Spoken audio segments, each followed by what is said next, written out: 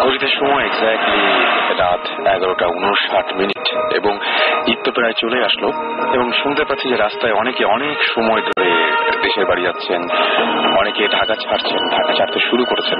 সুতরাং এই যে রাস্তায় সময় বেশি লাগছে, হোপফুলি আমরা সব জায়গায় আছি এবং আপনার সাথে ভূত এফএম নিয়ে থাকবো সারা রাত এবং আপনার রাতের সঙ্গী হয়ে গেলাম আমরা। শুনছেন সব সময় রেডিও ফুর্তি, সাথে আছি রাস্তাও চলছে ভূত এফএম। আর ভূত এফএমে আপনাদের সবাইকে স্বাগত জানাচ্ছি। থ্যাংক ইউ আপনাদের অসংখ্য SMS এর জন্য, আপনাদের অসংখ্য মেইলের জন্য। আমি এখনো দেখতে পাচ্ছি আমার সামনে মেইল খোলা আছে। হাসিবুল হাসান তিনি আমাকে মেইল করেছেন।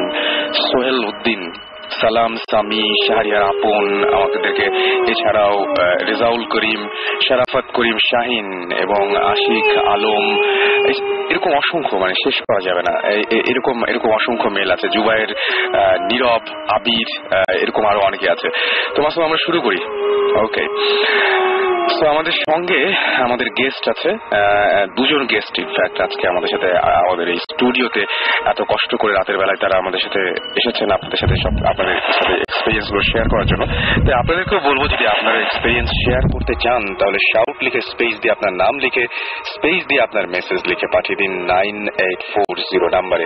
আর গত সপ্তাহে যারা SMS করেছেন তাদেরকে অনেক ধন্যবাদ জানাচ্ছি। গত সপ্তাহে যারা SMS করেছিল তাদের কিছু SMS আমরা পড়বো, তবে তার আগে আমরা আমাদের প্রথম যিনি আজকে গেস্ট তার সাথে একটু পরিচিত হই। আপনার পরিচয়টা একটু বলুন। আমি উপমা, রামপুরা থেকে এসেছি। তো এই তো আমার কিছু এক্সপিরিয়েন্স আছে আপনাদের সবার সাথে শেয়ার করবো। আমি আপনাকে প্রথমেই ধন্যবাদ জানাচ্ছি যে রাতের বেলায় এত কষ্ট করে আমাদের মাঝখানে আপনি এসেছেন এবং আমাদের সাথে এক্সপিরিয়েন্স শেয়ার করতে যাচ্ছেন। Thank you. এবং আপনি কিভাবে এখানে আসলেন সেটা একটু বলেন সবাইকে প্লিজ, যে কিভাবে আপনি আসলেন, কেমন করে আপনি এখানে আসলেন। আমি ফার্স্ট ইমেল করেছিলাম, আমি আমার হাজবেন্ড আমরা দুজনই ইমেল করেছিলাম। দেন ওনারা আমাদেরকে ইনভাইট করলো, আসলাম ওনাদের সাথে এক্সপিরিয়েন্স শেয়ার করতে। তো মেইলে কাজ হয় তো না, ইমেলে কাজ হয়। আমরা যে ইমেল গুলো পড়ি এটা তো প্রমাণ আপনারাই দেন। আমি প্রথম একটা মেইল করেছিলাম আপনাদের, ওটা খুব সংক্ষিপ্ত ছিল, ওটাতে আমার ফোন নাম্বার দেওয়া ছিল না, তো আমি রেসপন্স পাইনি। রাইট, আমরা বলি যে আমরা সবসময় নাম, ঠিকানা এবং ফোন নাম্বার এই তিনটা দিলে আমরা কন্ট্যাক্ট করতে পারি। আমি এই ফাঁকে একবার বলেও দেই যে ভূত FM BHOOT ভূত FM @radiofurti.fm এখানে আপনি যদি আমাদেরকে ইমেইল করেন আপনাদের বড় যে সমস্ত গল্প বা কাহিনী যেগুলো আছে সেগুলো অবশ্যই নাম এবং ফোন নাম্বার সহ আপনি ইমেল করতে পারেন। আচ্ছা, এছাড়াও আমাদের ফেসবুকে গ্রুপ আছে, সেইটাতে আপনার ইচ্ছা করলে অফিসিয়াল গ্রুপ রেডিও ফুর্তির একটা ফ্যান পেজ আছে রেডিও ফুর্তির, সেই সমস্ত জায়গাতে আপনার ইচ্ছা করলে আমাদেরকে হিট করতে পারেন। ওকে, আমরা এখন কি তাহলে সরাসরি ঘটনায় যাবো? হ্যাঁ, যেতে পারি। ওকে, ঘটনাটা আমি বলি যে ঘটনাটা কি এখনকার না বেশ আগে থেকে শুরু হয়েছে? ওকে, যেটা হচ্ছে 2007-এর, এটা 2007-এর আগস্টের ঘটনা। আচ্ছা, আমরা নতুন বিয়ে করেছি, তো একদম মানে আলাদা একটা সংসার, আলাদা একটা জায়গা। তো যেটা হয়েছে যে এটা ঘটনাটা শাহজাদপুরে। তো আমরা একটা বাসা নেই, বাসাটা যেহেতু একদম নতুন শুরুটা, তো আমাদের বাসাটা ছিল একটা 7তলা বাড়ির ছাদে। ওকে, ওটা বেডরুমের একটা বাসা, পাশেই কিচেন। তো বাসাটা ছিল এরকম যে আপনার ছাদে উঠতেই হাতের ডান পাশে, তো ওটার 4-5টা ঘোরানো স্পেস, এরকম একটা বাসা। দেন বাসাটাতে ওঠার পর 4-5 দিন পরে আমার কাছে কেন যেন মনে হলো যে বাসাটা সামথিং একটা প্রবলেম, যে কিছু একটা আছে, কিছু একটা হচ্ছে। ওকে, তো ফার্স্ট যেটা হলো একদম শুরুর দিকে এরকম 4-5 দিন পর হঠাৎ মনে হতো রাতের বেলা যে শব্দ হচ্ছে, কোনো একটা সাউন্ড হচ্ছে। তো শব্দটা একদম মানে কখনো কখনো খুব জোরে, কখনো কখনো আস্তে, আবার কখনো কখনো মনে হতো যে ছাদে হচ্ছে, কখনো মনে হতো নিচে হচ্ছে। তো একটা পর্যায়ে ওটা অতটা গুরুত্ব দেইনি, যে হতেই পারে, এরকম হতেই পারে। তো এরপরে মোটামুটি ওখানে থাকার প্রায় 15-20 দিন পরের একটা ঘটনা বলি, যেটা আমি মেলে আপনাকে লিখেছিলাম। ঘটনাটা হচ্ছে এরকম যে একদিন রাতের বেলা আমি সাধারণত একটু দেরি করেই ঘুমাই। তো ওই দিন রাতে বোধহয় 1টার দিকে ঘুমোতে গেছি, আমি ঘুমিয়ে গেছি। তো আমার হাজবেন্ড ও যেটা করলো যে রাত 2:30টার দিকে ও আমাকে দেখলাম খেলতেছে যে উপর উঠো উঠো, কিছু একটা প্রবলেম।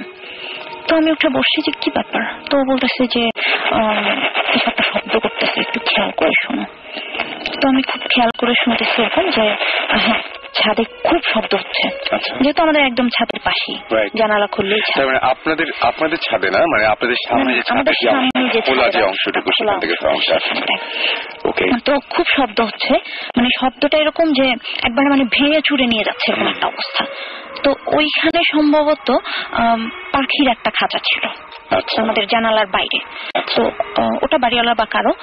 তো আমি ফার্স্ট ভাবছি যে ওইটা কোন একটা সাউন্ড, যে বাতাসে এটা করছে।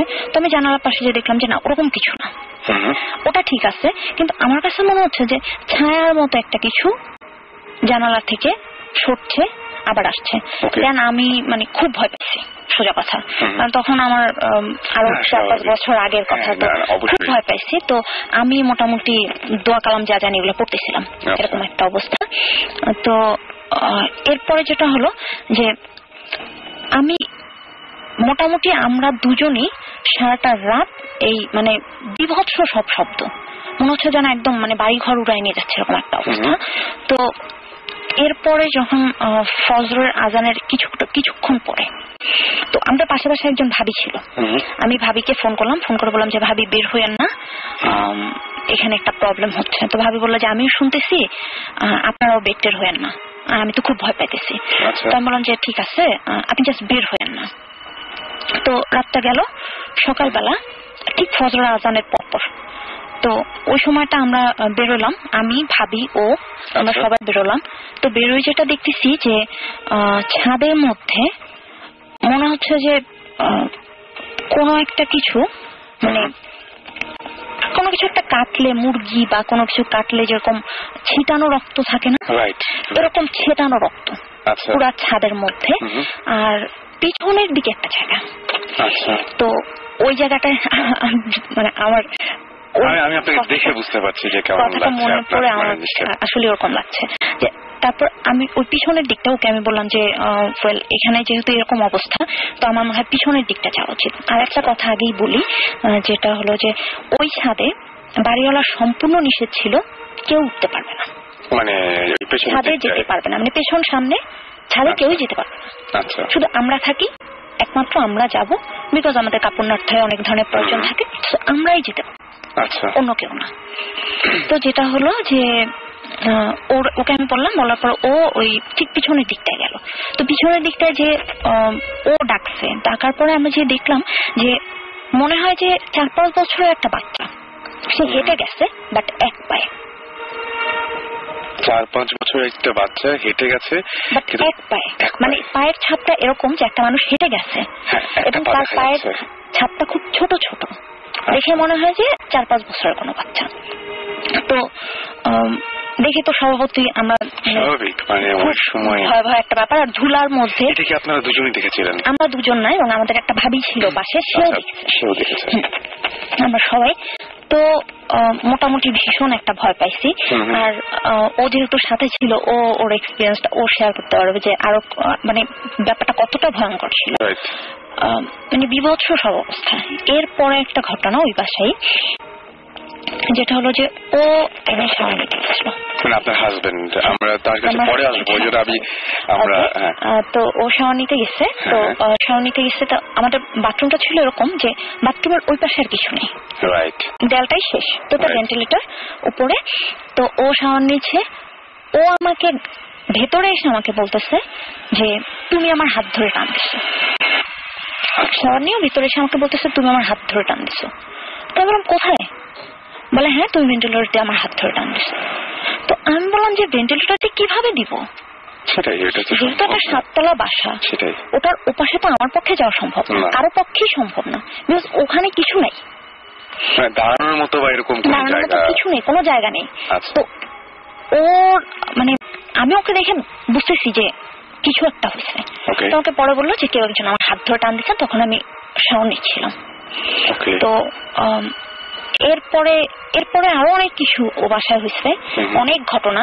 যেমন এমন হয়েছে যে ঘুমায় আসছি, দরজার সিটকিনি বন্ধ করে উঠে দেখি দরজা খোলা। এটা ওই বাসাতেই? ওই বাসাতেই। ওকে, তো আপনার তারপরে বাড়িটা ছাড়ছিলেন না কেন তখনও?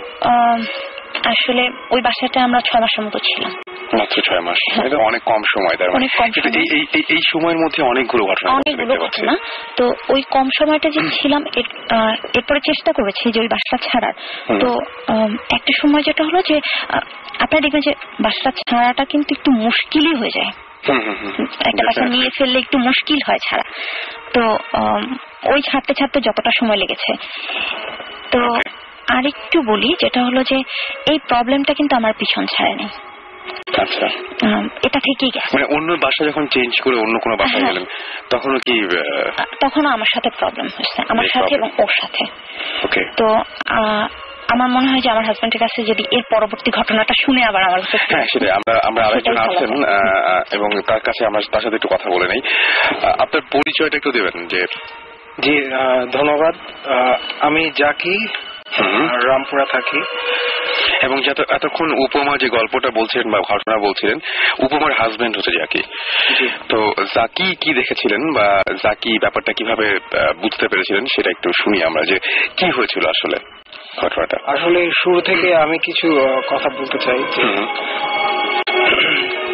যে আমি যে ঘটনাটা এতক্ষণ শুনলেন আপনারা, এটা আমার জীবনে প্রথম, আগে কখনো হয়নি। তো এরকম মাথায় ছিল না যে আমি এরকম একটা ঘটনা ফেস করব। রাইট। তো ঘটনাটা যেটা হয়েছে, এর আগে আমি একটা কথা বলতে চাই যে আমাদের যে বিল্ডিংটার পাশেই একটা কবরস্থান ছিল। আচ্ছা। এটা এখনো আছে, এটা যেহেতু মোটামুটি বড় একটা কবরস্থান। তো ঘটনাগুলা ঘটার পর দেন আমার বিশ্বাস হয় যে এটা হওয়া স্বাভাবিক। আচ্ছা। যেহেতু আমার আগে কখনো হয়নি। তো আলটিমেটলি যেরকম ও বললো যে আমাদের উপমা বলল, ছাদে ওঠার নিয়ম ছিল না, সম্পূর্ণ লক ছিল, কেউই উঠতো না ছাদে। আমরাও খুব একটা যেতাম না। ওকে। রাতের বেলা যেটা হতো 5-6 দিন পর উঠার, 5-6 দিন পর যেটা ছাদের উপরে একটু শব্দ হতো, যেমন কেউ লাফাচ্ছে, এরকম ছিল। ঠিক এই একই ঘটনাগুলো ঘটেছে, কিন্তু সেম ঘটনাগুলো আপনারা দুজনেই দেখেছেন এবং আমি শুনলাম যে আপনাদের পাশের একজন ভাবি তিনিও দেখেছেন এই ঘটনা, এবং ওই যে ছোট বাচ্চা ছাদের উপর দিয়ে এক পায়ে হেঁটে গেলে এরকম পায়ের ছাপ আপনারা দেখেছেন। কিন্তু ঘটনা ঘটেছিল একটা উপমার সাথে, যেটা আপনিও একজন উইটনেস, রাইট? মানে সেই ঘটনাটা আমাদের একটু বলবেন। সেদিন আমি বেসিক্যালি যেটা করি, আমি কাজ থেকে ফেরার পর সন্ধ্যা বা রাত হলে আমি গোসল সেরে ফেলি। তো খুব সম্ভবত সেই বাসাটাতেই ইনফ্যাক্ট আমাদের রুম থেকে 20 গজ দূরে ফ্রেশ রুমটা আমাদের। ছাদের একটা একে বলা যায় একটা ছাদের এই যে একদম পাশে।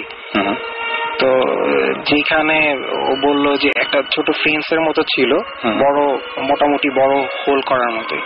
তো আমি গোসল করার সময় হঠাৎ করে আমি ফিল করলাম আমার হাত ধরে কেউ টান দিছে। আচ্ছা।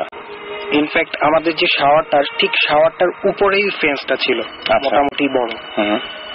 তো যেটা হয়েছে আমার মনে হচ্ছে, আমি ভাবছি উপমা মাইট বি ও ফান করছে।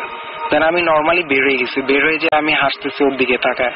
দেন আমি ওকে বলছি যে তুমি ধরছো, আমার হাত ধরছো। ও নিয়ারলি অনেকক্ষণ চুপ করে থেকে বলল যে আমি ব্যাপারটা বুঝতে পারছি, আমি হাত ধরি নেই তোমার। আমার মনে হয় যে এইখানে যেরকম ঘটনাগুলো ঘটতেছে এটারই একটা পুনরাবৃত্তি হয়েছে তোমার এখানে। ওকে। সো আরেকটা ঘটনা আছে যেটা আপনি মেইলে আমাদের শেয়ার করেছিলেন, আপনার সাথে ভয়ঙ্কর একটা ঘটনা আছে, সেটা আমরা একটু জানতে চাই। ঘটনাটা হচ্ছে এই রমজানের মানে গত রমজানের রিসেন্ট একটা ঘটনা, যেটা হলো আমার শ্বশুরবাড়ি হচ্ছে উত্তরে। তো ওখানে গেলাম, আমার শ্বশুর শাশুড়ি ইংল্যান্ডে যাবে, তো আমাদের দুজনকে রেখে যাবে বাসায়, এরকম একটা অবস্থা। তো থাকলাম। হঠাৎ করে একদিন রাতে মানে মাঝখানে আমার কেন যেন মনে হতো যে বিশেষ করে আমরা যে রুমটাতে থাকতাম ওটা ফ্রেশ রুমে গেলে আমার কেন যেন খারাপ লাগতো। আচ্ছা, আমি কখনোই শাওয়ার নিতে গেলে আমার একটা অভ্যাস আছে যে আমি রাতে গোসলের আগে মানে ঘুমানোর আগে একবার শাওয়ার নিই। তো ওটার সময় আমি কখনোই মানে ওকে আমি বলতাম যে তুমি এখানে বসে থাকো, মানে দরজার বাইরে আমি বসে রাখতাম যে না আমার ভয় লাগছে, এরকম একটা অবস্থা। তো যেটা হলো যে ওই দিনের কথাটা বলি, রাতেবেলা মোটামুটি 3টার দিকে আমি একটু আগেই বোধহয় শুয়েছিলাম যে বই পড়তেছিলাম, তো 3টার দিকে আমার চোখ লেগে আসছে একটু তন্দ্রা মতো।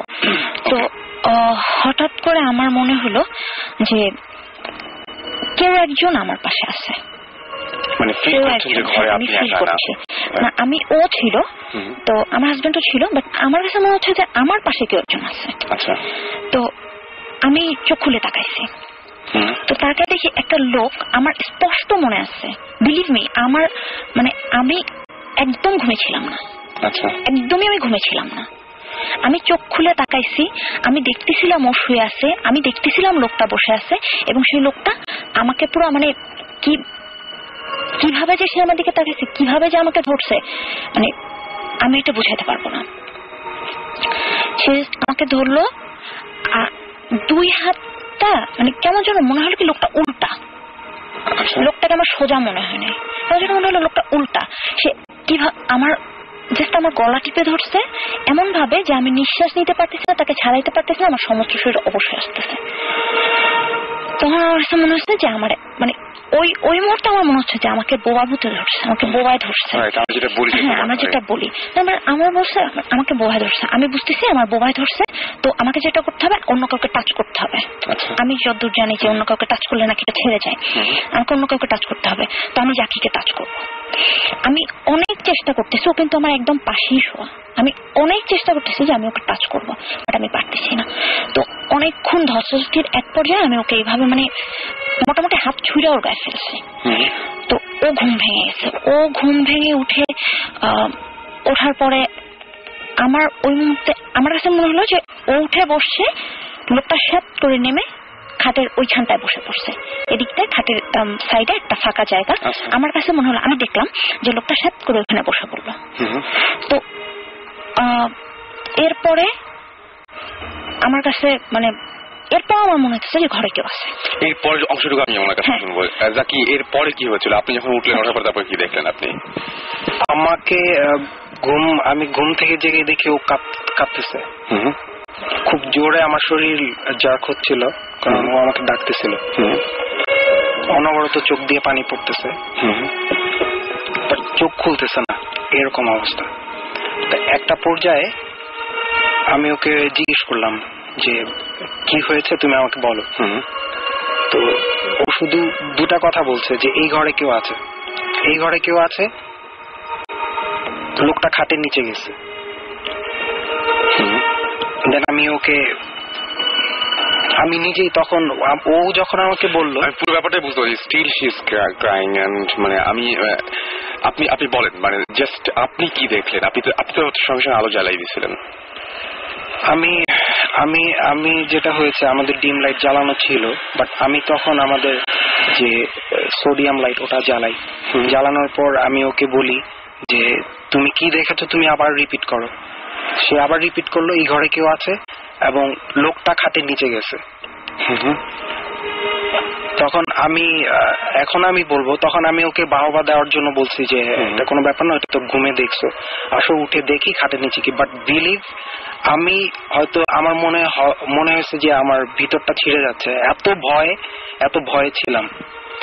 দেন আমি ওকে অনেক কষ্টে নিচে ফ্লোরে নামলাম, নেমে নিচু করে ওকে খাটের নিচে দেখালাম, বাথরুম দেখালাম, খাটের পাশে একটা ছোট্ট প্যাসেজ ছিল ওটা দেখালাম, আলমারির পিছনে একটা চিকন জায়গা ছিল ওটা দেখালাম, খাটে উঠালাম, পানি দিলাম।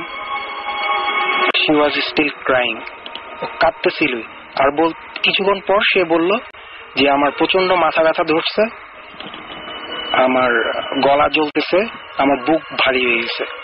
আচ্ছা, আমি ওকে পানি দিলাম, মাথায় পানি দিলাম। দেন আমি ও গলা যখন হাত দিয়ে ধরতেছে, দেন আমি ওর গলার দিকে তাকালাম। তো কয়েকটা আমি রেড সার্কেল দেখলাম, যেমন আমি যদি কাউকে গলায় দড়ি দিয়ে 4-5টা প্যাচ দিই, তো যদি ওটা যদি টাইট করা হয় নিশ্চয়ই দাগ বসবে লাল। ঠিক সেম দাগটা আমি নিজের চোখে, আমি নিজের হাত দিয়ে ধরে দেখছি। তাকে আমি বললাম, সেও বিশ্বাস করতেছিল না। সে মিররে তাকে দেখালাম, সেও দেখলো। দেন আমাদের কোনো ভাষা ছিল না, আমরা জাস্ট ফজরের আজান পর্যন্ত আমরা ওয়েট করেছি, কোনো কথাই বলতে পারিনি। ওকে, আমরা এটা আসলে এটার কোনো ধরনের কোনো এক্সপ্লেনেশনে যাব না। আমি একটা কথা বলি, সুমন ভাই আমার সাথে এসেছেন এবং আরেকজন আমাদের মাঝে এসেছেন, তার কথা আমি একটু পরে বলবো। কিন্তু সুমন ভাইকে আমি বলছি যে সুমন ভাই একটা ঘটনা, সেটা হচ্ছে যে উনি মেইনলি আমাকে ফোন করে ঠিক এইভাবেই প্রচন্ড আপসেট হয়ে গেছেন। উনি বলছেন যে মানে এটা এক্সপিরিয়েন্সটা শেয়ার করাটা ব্যাপার না, জাস্ট উনি আপনার সাথে কথা বলতে চান এবং এই ব্যাপারটা এত বেশি ভয় পেয়েছিলেন যে কোনো একটা যদি সমাধান বা কিছু একটা যদি তাকে বলা যায়। তো এটা আমরা মনে হয় পরে আপনি দেখলেন যে কি অবস্থা। অবশ্যই, অ্যাকচুয়ালি আমি রাসেল তো দেখলেই, আমি একটু আগে ঢুকেছি, পুরো ঘটনা শুনতে পারিনি। রাইট, সো ডেফিনেটলি পরে আমি এটা আমরা শুনবো। বাট আমি একটা জিনিস ক্লিয়ার করি, সবার কাছেই ক্লিয়ার করি, সেটা হচ্ছে যে ভৌতিক টিভি শোর প্ল্যানিং করার পর থেকে, ট্রেলার আউট বের হওয়ার পরে, তারপরে ভূত এফএম যখন শুরু হলো, অনেকেই আমার কাছে এই ধরনের প্রবলেমগুলো আমাকে বলছে এবং তারা এক্সপেক্ট করছে যে আমি কোনো সলিউশন দিব। আমি কিন্তু কোনো সলিউশন দেওয়ার মতো মানুষ না অ্যাকচুয়ালি। আমি এই জিনিসে আমাদের ইন্টারেস্ট আছে, আমরা এগুলো নিয়ে অনেক ঘাটাঘাটি করি, আমাদের নিজেদের আমরা নিজেরা কিছু লজিক্যাল এক্সপ্লেনেশন দেওয়ার চেষ্টা করি, কিছু জিনিসপত্র আনএক্সপ্লেইনড রয়ে যায়। এবং লাস্ট এই 3-4 বছরের এক্সপিরিয়েন্স থেকে আমরা কিছু জিনিস বলার চেষ্টা করি বা বোঝানোর চেষ্টা করি, জিনিসটা হয়তো বা এরকম, এটা এরকম করলে হয়তো বা ঠিক হবে বা ঠিক হবে না বা এরকম। সো আমাদের সাধ্যের মধ্যে যতটুকু বলার অতটুকুই আমরা বলতে পারবো। আমি অ্যাকচুয়ালি পুরো ঘটনাটাও এখনো জানি না, বাট এখন পর্যন্ত আমি যতটুকু ঘটনা শুনেছি আমার কাছে খুবই ইন্টারেস্টিং একটা ব্যাপার মনে হচ্ছে। সো আজকে যদি তুমি যদি নাও বলতা, আমি ওনাদের সাথে আবার কথা বলতাম এই ব্যাপারটা। আমার কাছে খুব ইন্টারেস্টিং লাগছে ব্যাপারটা, এবং এই ধরনের সিমিলার ঘটনা আমি আগে জায়গা থেকে শুনেছি, যে কারণে আমার কাছে খুব ইন্টারেস্টিং লাগছে। মানে এটা আনকমন কিছু না যে জিনিসটা দেখছি। আমি আমার জাস্ট 2-একটা কোশ্চেন আছে যেগুলো আমি আপনার শেয়ার করতে চাচ্ছি। সেটা হচ্ছে যে যেমন ডাকটা, এটা 15 মিনিটস পরে কি ছিল? এটা এর 3 দিন পর পর্যন্ত ছিল। 3 দিন পর্যন্ত ছিল? জি। ইনফ্যাক্ট আমার যে বড় বোন, তাকে আমি বলেছি, শুধু একটা মানুষকে আমি শেয়ার করেছি, এন্ড দেন আজকে হয়তো লাখ মানুষ, হাজার মানুষ শুনতে পারছি। আরেকটা কোশ্চেন হচ্ছে যে জিনিসটা কোন টাইমে হয়েছিল, আপনার কি মনে আছে? আপনাদের টাইমটা অ্যাপ্রক্সিমেট একটা? এটা ঠিক সেহরির 1.5 ঘন্টা বা বুঝতে পারছি। রাইট, ওকে। আচ্ছা, আপনাকে আমি একটা কোশ্চেন জিজ্ঞেস করি। আপনি যে মানুষটাকে দেখেছিলেন, তার চুল কি কার্লি ছিল না প্লেন ছিল, আপনার কি মনে আছে? না, এটা মনে নেই, তবে লোকটার বেশ বড় 2টা চোখ, বেশ বড় 2টা চোখ, লালচে টাইপের, এবং লোকটা আমার দিকে তাকাই ছিল এবং সে হাসতেছিল।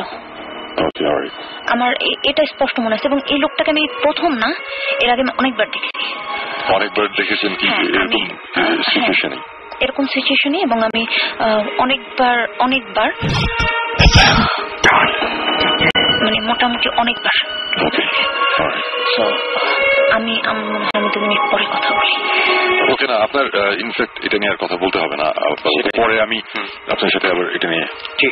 হ্যাঁ, আর রাসেলের কাছে আমাদের সাথে কন্ট্যাক্ট করার উপায় রাসেল খুব ভালো, সেটাই আমাদের সাথে ডেফিনেটলি কন্ট্যাক্ট করছে।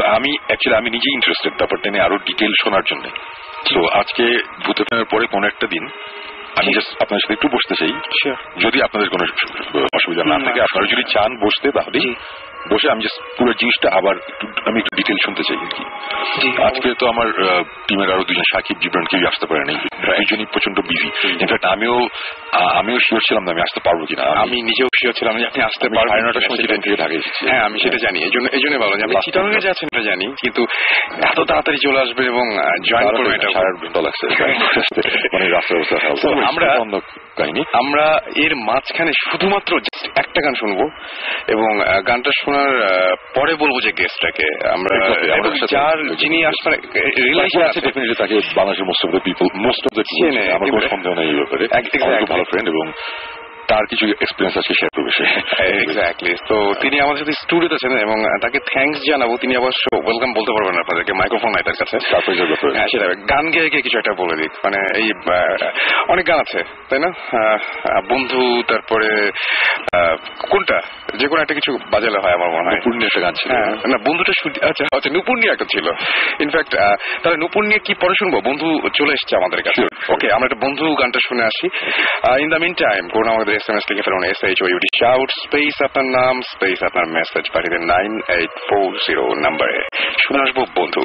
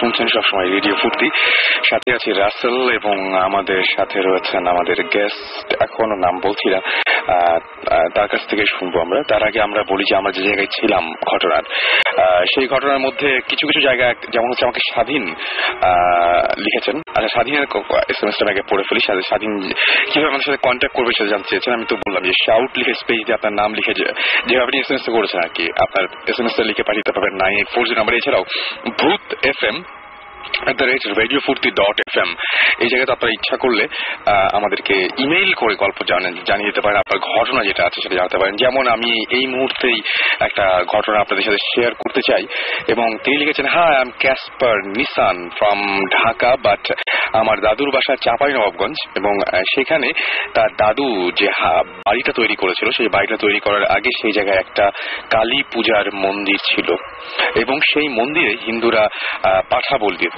তো যেটা ঘটেছিল সেটা হচ্ছে যে তারা মন্দিরটা ভেঙে ফেলে এবং সেখানে তাদের বাড়িটা তৈরি হয় এবং বাড়িতে আসার কিছুদিনের পরই তারা শোনে যে তাদের কাছে যে মন্দির সেল করছিল, মন্দিরের ওই জায়গাটা মানে ওই জায়গাটা যে সেল করেছিল সে মারা গেছে এবং এরপর থেকে অদ্ভুত অদ্ভুত সব ঘটনা ওই বাসাটা নিয়ে হয়।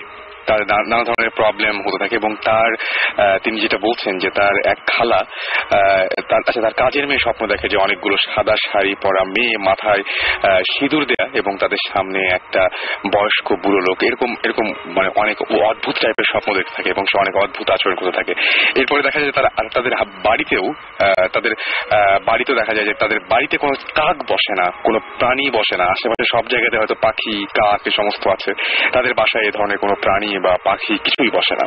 এবং দেখা যায় তাদের একটা সিনেমা হল ছিল এবং সেই সিনেমা হলের গভীর রাতে দেখা গেল যে তাদের যে কেয়ারটেকার সে হঠাৎ করে একদিন মারা যায়। পরে জানা গেছিল যে সেই প্রস্তাবটা নিয়ে এসেছিল এই বাড়িটা কেনার। সুতরাং এই বাড়ি নিয়ে অনেক অনেক অনেক লম্বা একটা মেইল আছে এবং আমরা চেষ্টা করবো তাকে নিয়ে আসার, যদি আমাদের মাঝে আসতে রাজি হন আর কি, আমরা কন্ট্যাক্ট করার চেষ্টা করবো। এবং সে এরকম অনেক কিছুই ঘটে কিন্তু আমাকে এরকম ভাবে আরো SMS আমাকে ইমেল করেছেন সালে আহমেদ সিলেট থেকে, এবং তারও একটা অদ্ভুত ঘটনা আছে যে তাদের একটা নদীর নাম হচ্ছে কাঠাখাল।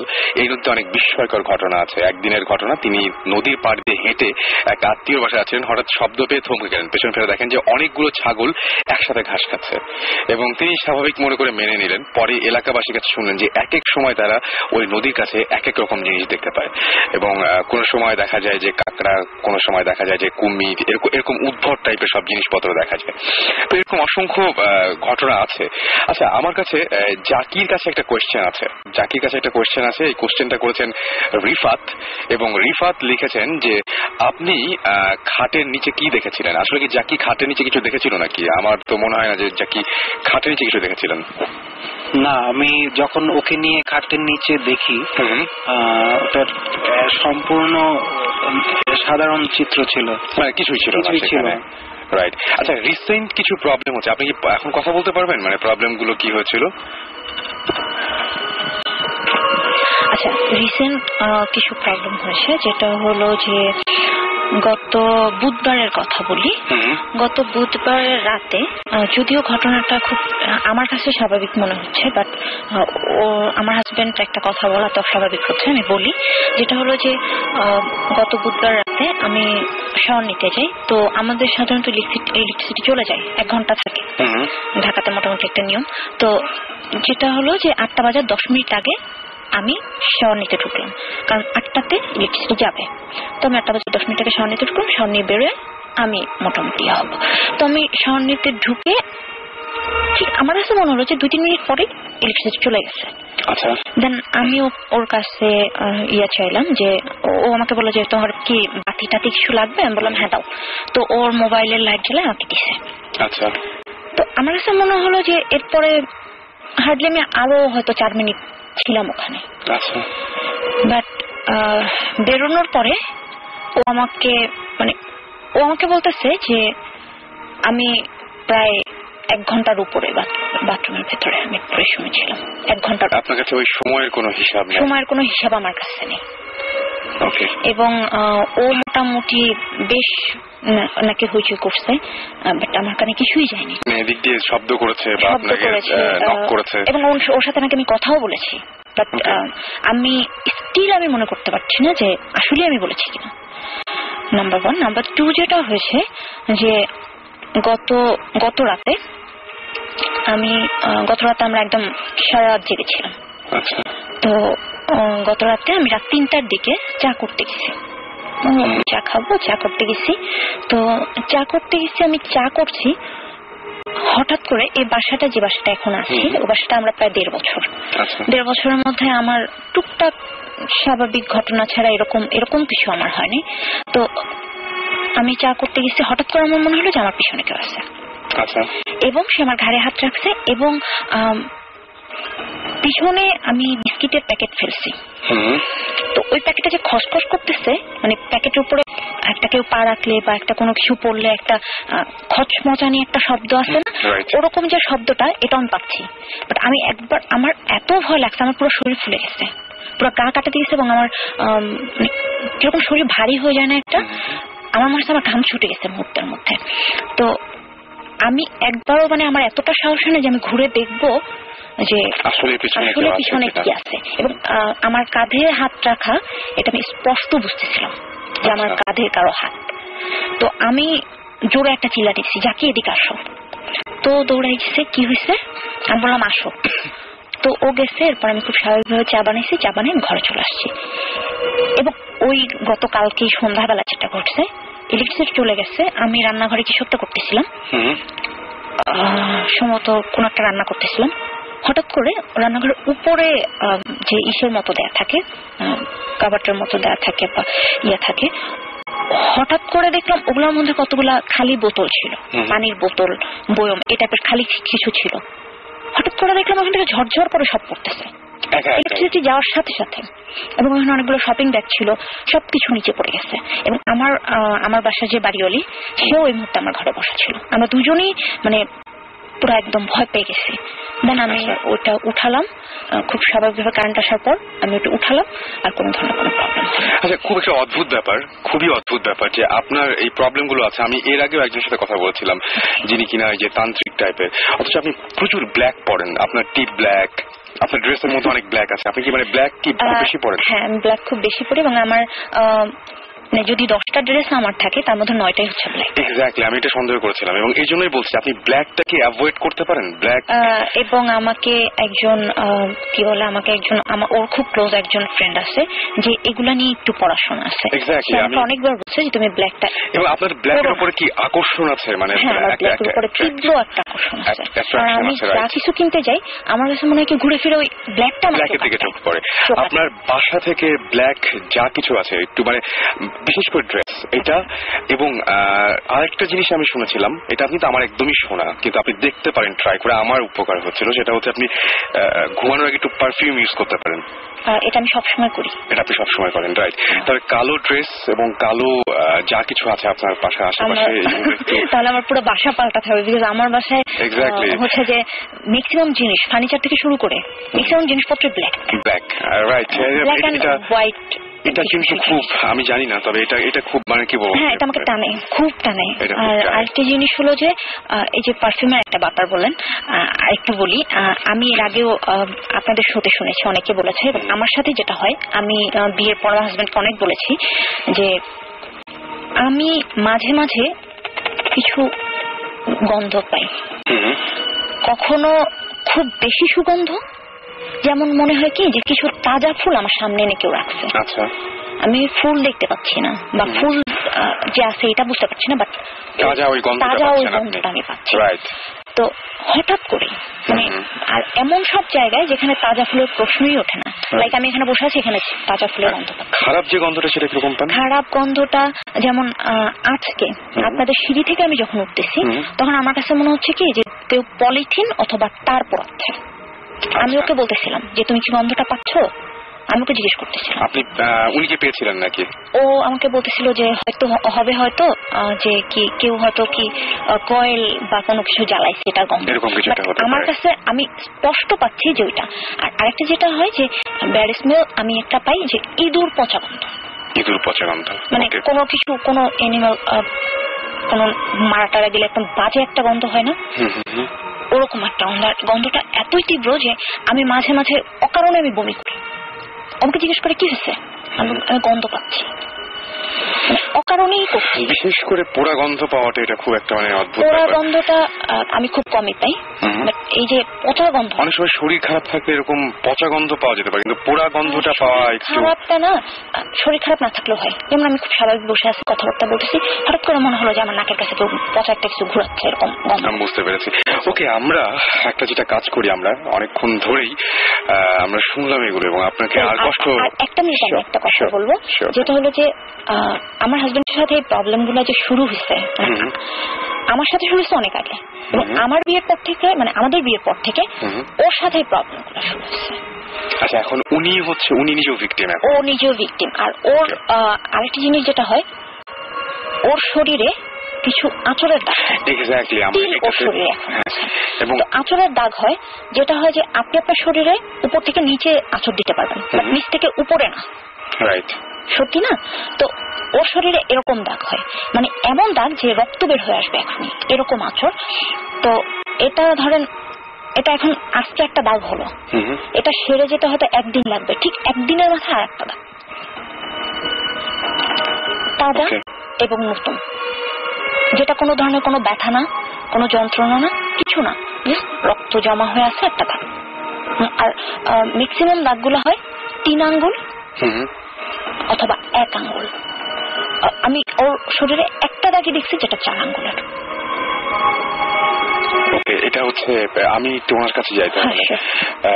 কি মানে আপনি কি, আপনার কাছে এটা কোনো ব্যাখ্যা আছে নাকি? আপনার কাছে আমি কিভাবে হতে পারে এটা? আপনি নিজে করেন না তো এটা, এরকম কিছু মনে হয়েছে? অ্যাটলিস্ট এটা আমি করে, আমি যেটা, আমার নখ রাখার কোনো অভ্যাস নেই, হাতে ব্রেসলেট বা আমি কোনো গলায় কোনো চেইন পরি না, বা আমার যে বিছানা এটা কভারের মধ্যে কোনো চেইনও নাই যে ওখান থেকে আমার গলায় বা পিঠে বা হাতে আঁচড় হতে পারে। তো বাসায় যতক্ষণ থাকি ততক্ষণ আমার অলওয়েজ আমি খালি গায়ে থাকি। তো আমি নিজের বডিটা আমি দেখতে পারি যে আমার এটা কোনো পরিবর্তন আসলে আমার চোখে লাগে। লাস্ট বার যেটা হয়েছে আমার ঠিক ডান পাশের এইখানে এটা হয়তো এই স্ক্র্যাচটা আমার চলে গেছে, ঠিক এটা সারতে না সারতে আমার ঠিক বাম হাতের ঠিক এই আপনি যেটা দেখেন আন্ডারআর্মের কাছাকাছি একদম ঠিক এখনো ওই দাগটা আমি চাইলে আমি এখন দেখাতে পারবো, এখনো দাগটা আমার আছে। আমি ঘুম থেকে উঠছি, উঠার পর ও আমার দিকে তাকায় আছে, কি হয়েছে বলে যে তোমার হাতে দেখো, কোনো ব্লিডিং নাই, কোনো ব্যথা নাই, বাট আচর। ওকে ওকে, আমরা আবার ওই প্রসঙ্গে ফিরে আসতে চাই। আপাতত আমরা বলি যে আমরা ব্রেকের আগে বলেছিলাম যে আমাদের সঙ্গে নতুন একজন আমাদের আজকে এখানে জয়েন করেছেন এবং তার কাছ থেকে আমরা শুনতে চাই।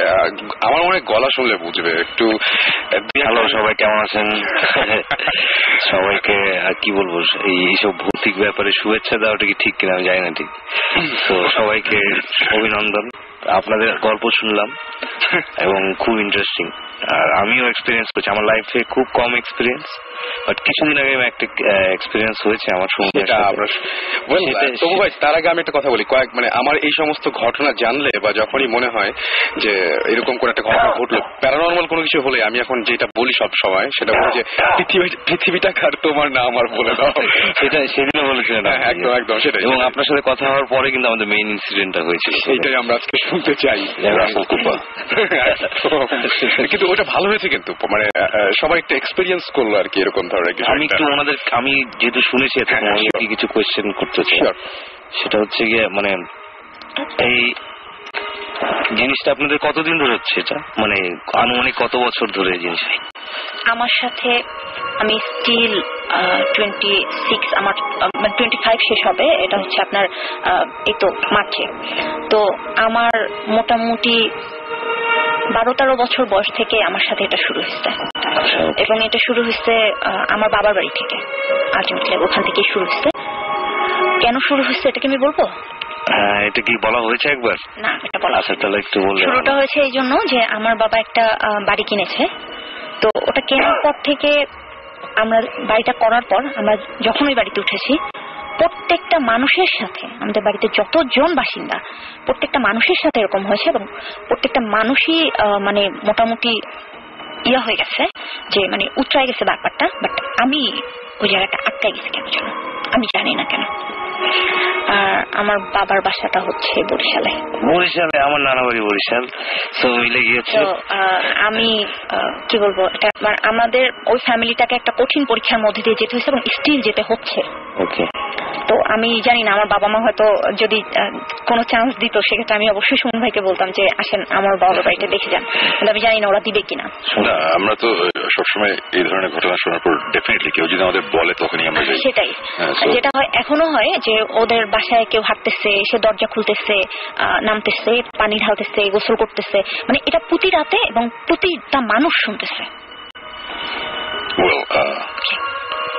আমি আপনাদের এই ঘটনা যত শুনছি ততই অ্যাকচুয়ালি আমি অনেক আরো বেশি ইন্টারেস্টেড হয়ে যাচ্ছি ব্যাপারটা নিয়ে।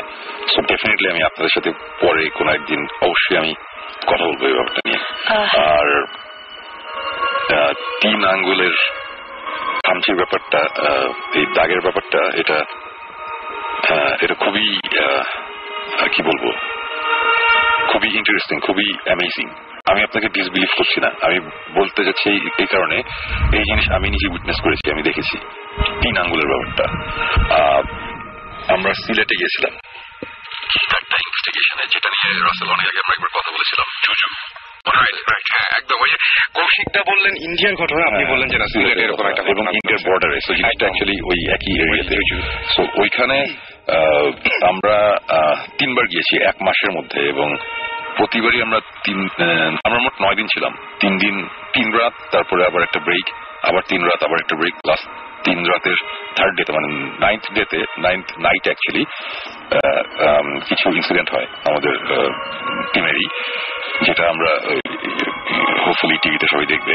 বাট তার আগে আমরা তেমন কিছুই পাচ্ছিলাম না ওখানে। বাট ওটার সবচেয়ে ইন্টারেস্টিং ব্যাপার যেটা ছিল সেটা হচ্ছে যে একটা রুমের স্পেসিফিক একটা রুমের দরজার বাইরে সকালবেলা আমরা আঁচড়ের দাগ পেয়েছিলাম এবং এটা হচ্ছে 3 আঙ্গুলের। এবং আমি জানি না আপনার দাগটা কিরকম, বাট ওটা হচ্ছে প্রচন্ড সূক্ষ্ম, মানে অ্যাজ ইফ শুয়ের মতন। একটা নখ গুলোকে যদি আমি চিকন করে অথবা শার্পনার দিয়ে যদি পেন্সিলের মতন শার্প করতে পারি, আলপিন দিয়ে যদি টানটা দেওয়া যায়, এরকম ব্যাপারটা অনেকটা ওরকম ছিল। এবং তারপরে পরে আমাদের কিছু ইনসিডেন্ট ওখানে হয়, যেটা আমি বলছি না, বিকজ আমাদের কিছু ব্যাপার আছে, রাসেল জানে, সবাই জানে যে আমরা সবকিছু এখনই রিভিল করতে পারছি না আমাদের টিভি শোয়ের কারণে। বাট আমাদের বেশ কিছু ইনসিডেন্ট হয়েছিল, হ্যাঁ, এবং এই 3 আঙ্গুলের ব্যাপারে আমাদের ইনসিডেন্ট আছে আর কি অনেক। সো এই কারণেই আমার কাছে আরো ইন্টারেস্টিং লাগছে যে আমরা এই লাস্ট 1.5 বছর ধরে অনেক জায়গায় ঘুরছি, অনেক কিছুর আমরা অনেক ঘটনা শুনেছি। যেমন এই গন্ধের ব্যাপারটা তো খুবই কমন। মাসখানেক আগে একজন আমার সাথে যোগাযোগ করেছিল এবং সে বলেছিল যে তার পাশে এরকম এই সেম প্রবলেমটা হচ্ছে এই গন্ধের ব্যাপারটা। এবং এর আগে আমরাও অনেক জায়গায় গিয়ে গন্ধ পেয়েছি। বাট আমি পার্সোনালি আমরা যেই গন্ধের যেই এক্সপেরিয়েন্সটা হয়েছে আমাদেরটা একটু উইয়ার্ড। এখনো পর্যন্ত আমরা বলে বুঝাতে পারিনি কাউকে গন্ধটা কিসের ছিল। আপনারা তো তাও ডিফাইন করতে পারছেন, আমরা এখনো পারছি না। আমি তবুকে বলেছি যে বাজে একটা গন্ধ, বাট গন্ধটা যে কিসের এটা বোঝা যাচ্ছে না, এটা ঠিক বলে বোঝাতে পারবো না। এবং আমাদের এক ক্লোজ এক ছোট ভাই, সে তার পুরান ঢাকায় বাসা ছিল, এখনো আছে। ইনফ্যাক্ট ওই বাসায় একদিন রাত্রেবেলা সে বসে মুভি দেখছিল এবং মুভি দেখতে হঠাৎ তার মনে হলো কি যে তার ঠিক পেছনেই ডাইনিং টেবিলের ওইখানে কেউ একজন বসে আছে, এরকম একটা কিছু। তারপর একটা ফিলিং হয় যে এরকম কেউ একজন আছে। এবং তারপর তার তখন ভয় লাগা শুরু করলো। সে ভয়ে সে ঘাড় ঘোরাচ্ছে না, সে মুভিটা দেখছে না, মানে মুভিটা একদমই এনজয় করছে না। সে জাস্ট টিভি স্ক্রিনের দিকে তাকিয়ে আছে, যে সে মাথা পর্যন্ত ঘোরাচ্ছে না। ঠিক তখন তার মনে হলো কি যে তার পিছন থেকে মানে জিনিসটা কাছে আসছে এবং তার সোফারই আরেকটা কর্নারে কেউ একজন এসে বসেছে এবং সে তখন একটা গন্ধ পায়। এবং গন্ধটা পাওয়ার পর সে বাম দিকে তাকায়ও না, সে দৌড়ে তার রুমে চলে যায় এবং টিভি অন করা, ডিভিডি প্লেয়ার অন করা অবস্থায় সে তার রুমে দরজাটা লাগিয়ে দেয়। সো এই ধরনের ঘটনা আমি আরো শুনেছি। এবং আমি এই ঘটনাটা এই কারণে বললাম, বিকজ যে আমাকে বলেছে তাকে আমার অ্যাকচুয়ালি ট্রাস্ট না করার কোনো কারণ নেই। তার কোনো কারণ ছিল না আমাকে এটা নিয়ে একটা মিথ্যা কথা বলার। এই ঘটনাটা আমি অনেক আগে শুনেছি এবং তখন এই ভূত স্টোর প্ল্যানও হয় নাই, ভূত এফএমও শুরু হয়নি। নর্থদের যে একটা জুসি স্টোরি আমাকে দিবে, আমি এটা এখানে এসে বলবো বা টিভি দেখবো, এরকম কোনো ব্যাপারও ছিল না। সো এইটাই বলছি যে আপনাদের কাছ থেকে আমি যে ঘটনাগুলো শুনছি সব কিছুর সাথে আমি কোনো না কোনো একটা ঘটনার মিল খুঁজে পাচ্ছি। এবং যেই কারণে যতবার একটা করে কথা বলছেন তত আমার কাছে আরো ইন্টারেস্টিং লাগছে যে অ্যাকচুয়ালি হোয়াটস গোয়িং অন। এবং এই আচর বা এই শরীরের স্কার এই টাইপের আমি অ্যাকচুয়ালি কোইন্সিডেন্সে খুব একটা বিশ্বাস করি না, এটা আমার ফ্রেন্ডরা জানে। আমি সবসময় বলি coincidence, there is no such thing as coincidence বা কিছু।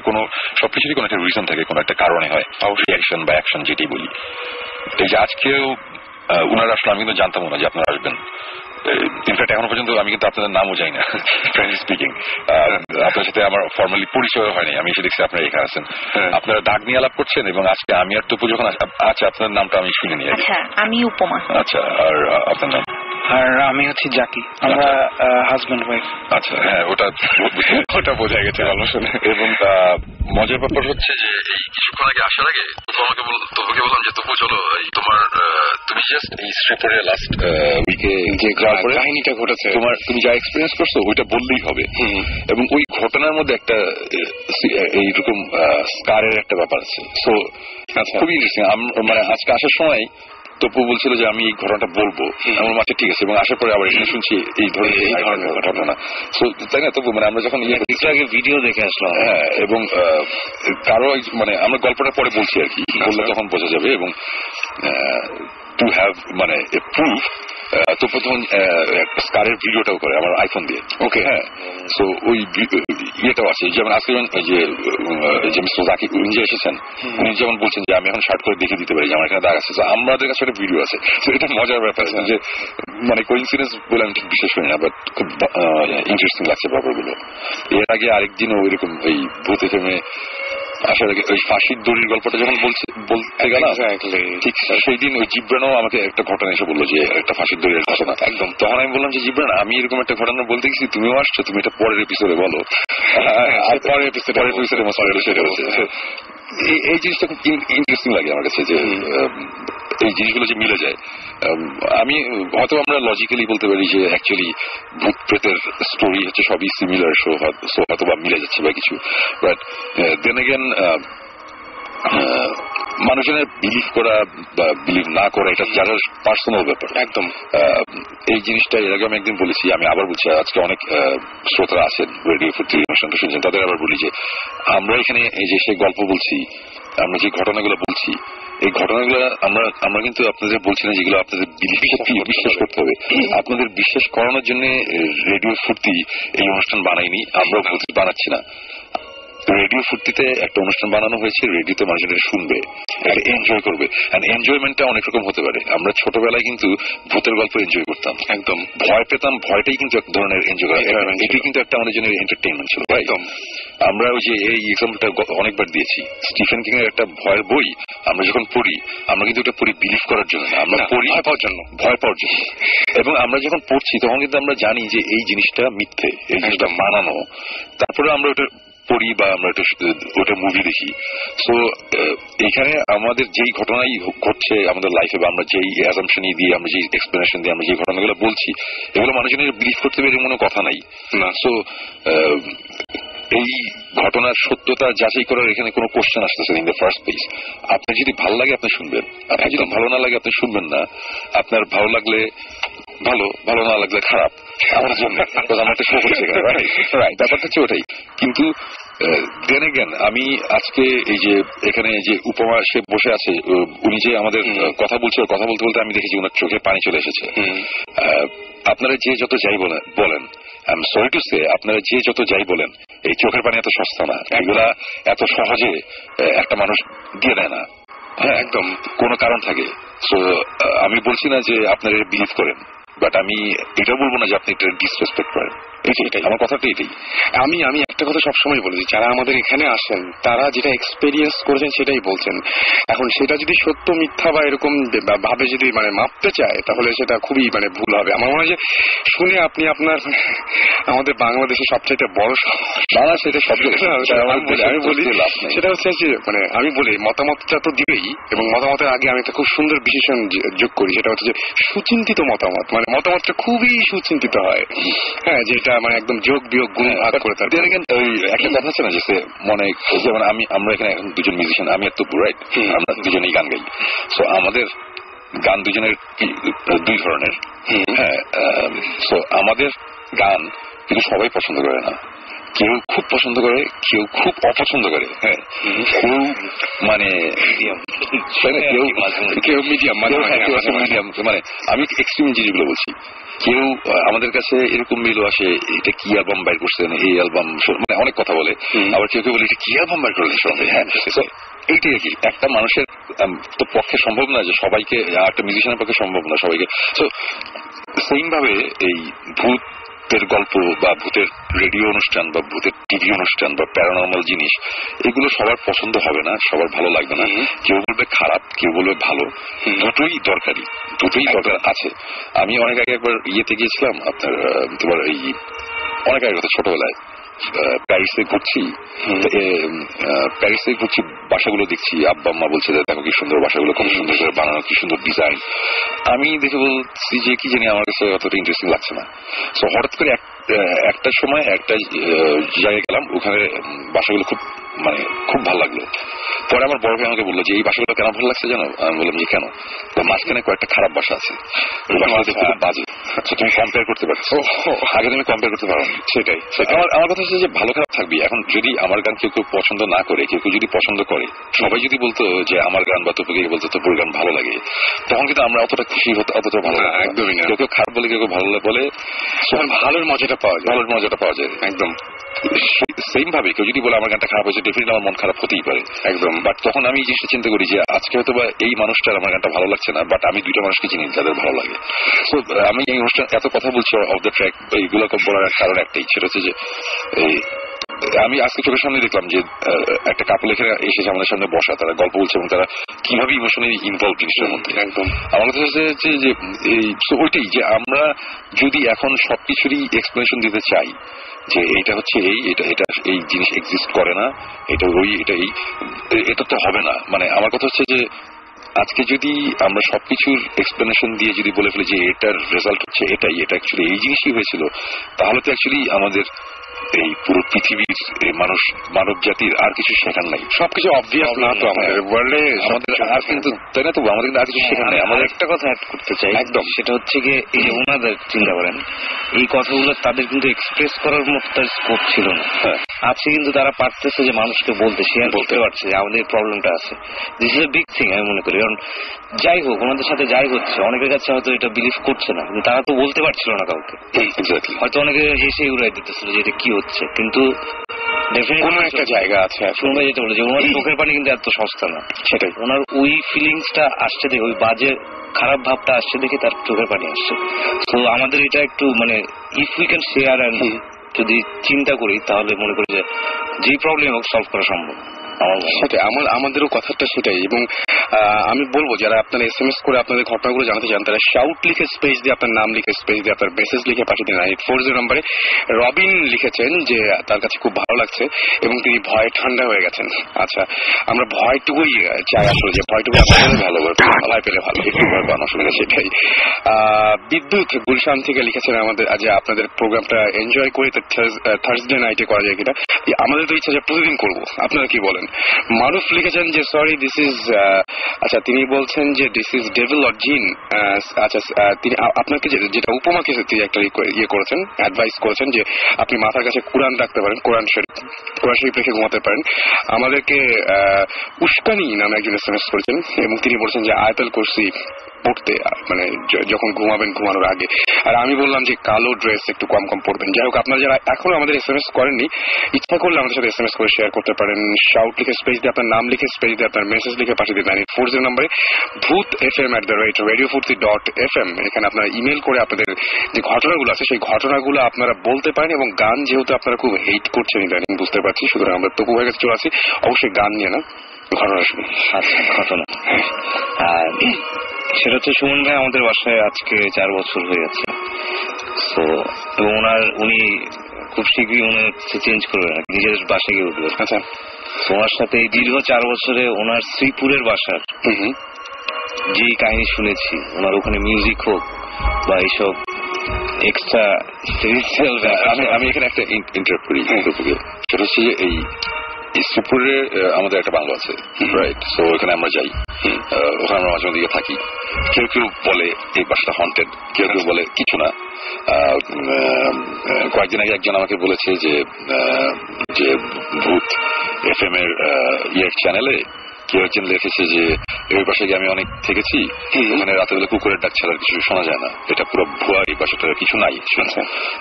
এবং সে ক্লেম করেছে সে আমার কোনো আত্মীয় হতে পারে, আমি জানি না কে।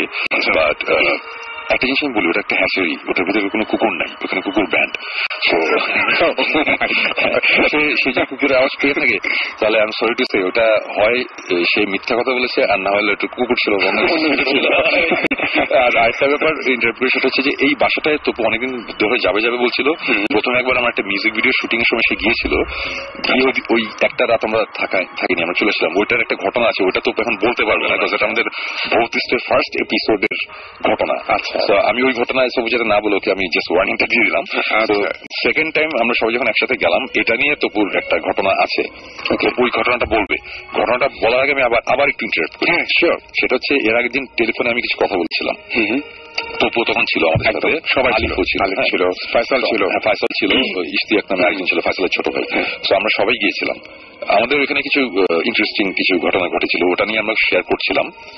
এবং আজকে তপু এসেছে এবং হোপফুলি সামনে আলিফ আসবে। আলিফেরও অনেক ইন্টারেস্টিং ঘটনা আছে। বাট প্রথম আমরা 2 রাত ছিলাম সেখানে। প্রথম রাতের ঘটনা আমি টেলিফোনে বলেছিলাম, ওই ঘটনাটা আমি আবার শর্ট করে আবার বলছি যারা শুনেনি। সেকেন্ড রাতের ঘটনাটা তপু বলবে, বিকজ সেকেন্ড রাতে তপু 2-1টা জিনিস এক্সপিরিয়েন্স করেছে যেটা আমি করতে পারিনি। ওর মুখ থেকে শোনা ভালো।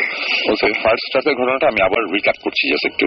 সেটা হচ্ছে যে আমরা আমাদের বাসার কোনায় একটা রুম আছে,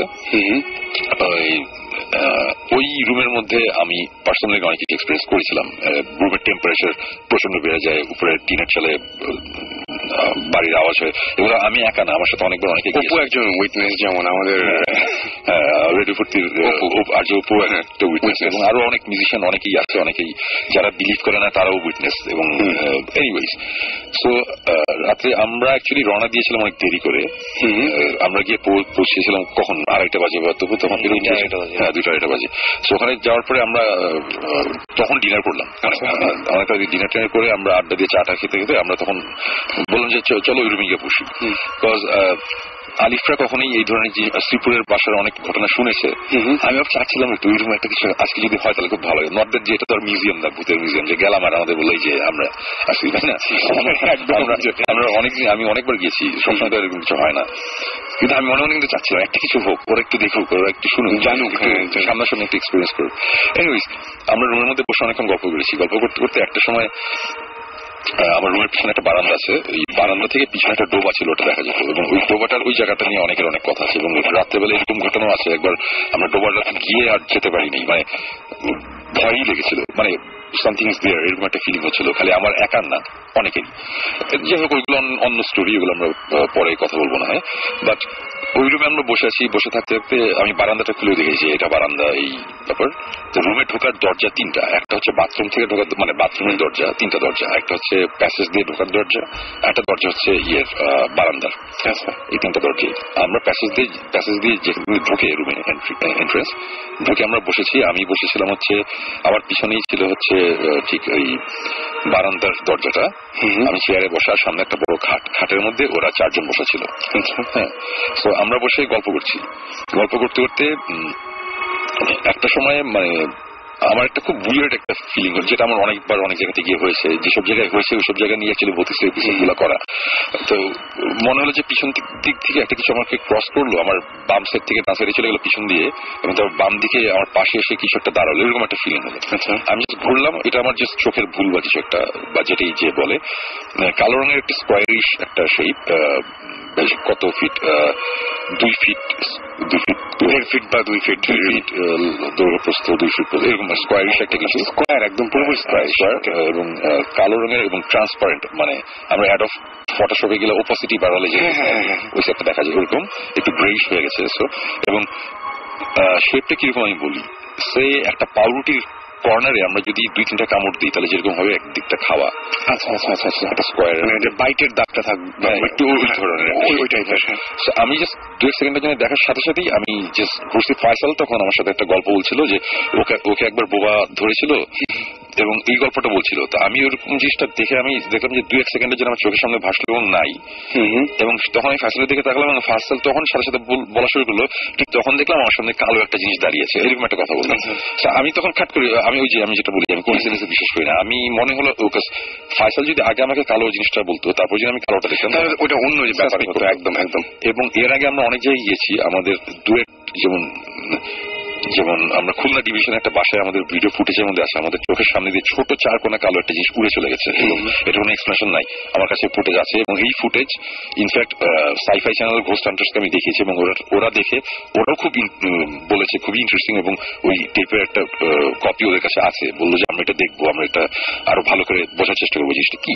ওকে, সো তারপর টাঙ্গাইলে একটা বাসায় এরকম কালো রঙের 4 কোণা একটা শেপ একটা জিনিস, এটা সাকিব জিবরান এরা দেখেছে। সো তখন সাকিব জিবরানের সাথে আমার সেরকম খাতির ছিল না। তো সব জায়গায় আমরা এই কালো জিনিসটা একটা রেফারেন্স পাই। তো মানে আমরা অ্যাকচুয়ালি ভুট্টু শুনলে কি শুনি যে সাদা রঙের কাপড় পরে শাড়ি পরে, কিন্তু ব্যাপারটা আসলে সেরকম, ব্যাপারটা কিরকম আমি জানি না, সেরকম ঘটেনি, আমাদের ব্যাপারে ঘটে নাই। আমরা সবসময় কালো এবং খুব উইয়ার্ড 4 কোণা শেপ, ছোট বড় এই টাইপের। তো ওটার সাথে সাথে আমি তখন বিছানার মধ্যে ফয়সাল, আলিফ আর ইশতিয়াক এই তিনজন বসা, তপু বসা। তো ফয়সাল হচ্ছে বাম দিকে আমার কোনাকুনি, আর বাকি তিনজন ওই সাইডে। আমি হঠাৎ করে দেখলাম যে ওরা কি নিয়ে জানি কথা বলছে। আমি বললাম যে কি ব্যাপার? তখন বলছে যে না শোন ভাই, আপনার পিছনে দরজাটা খোলা। আমি বললাম দরজাটা তো আমি ফিরিয়ে দিয়েছি, এবং দরজাটা হচ্ছে দেখলে বুঝতে পারবো এটা হচ্ছে লোহার দরজা এবং খুব বড় একটা তালা লাগানোর মতন একটা জিনিস, বেশ ভারী একটা দরজা।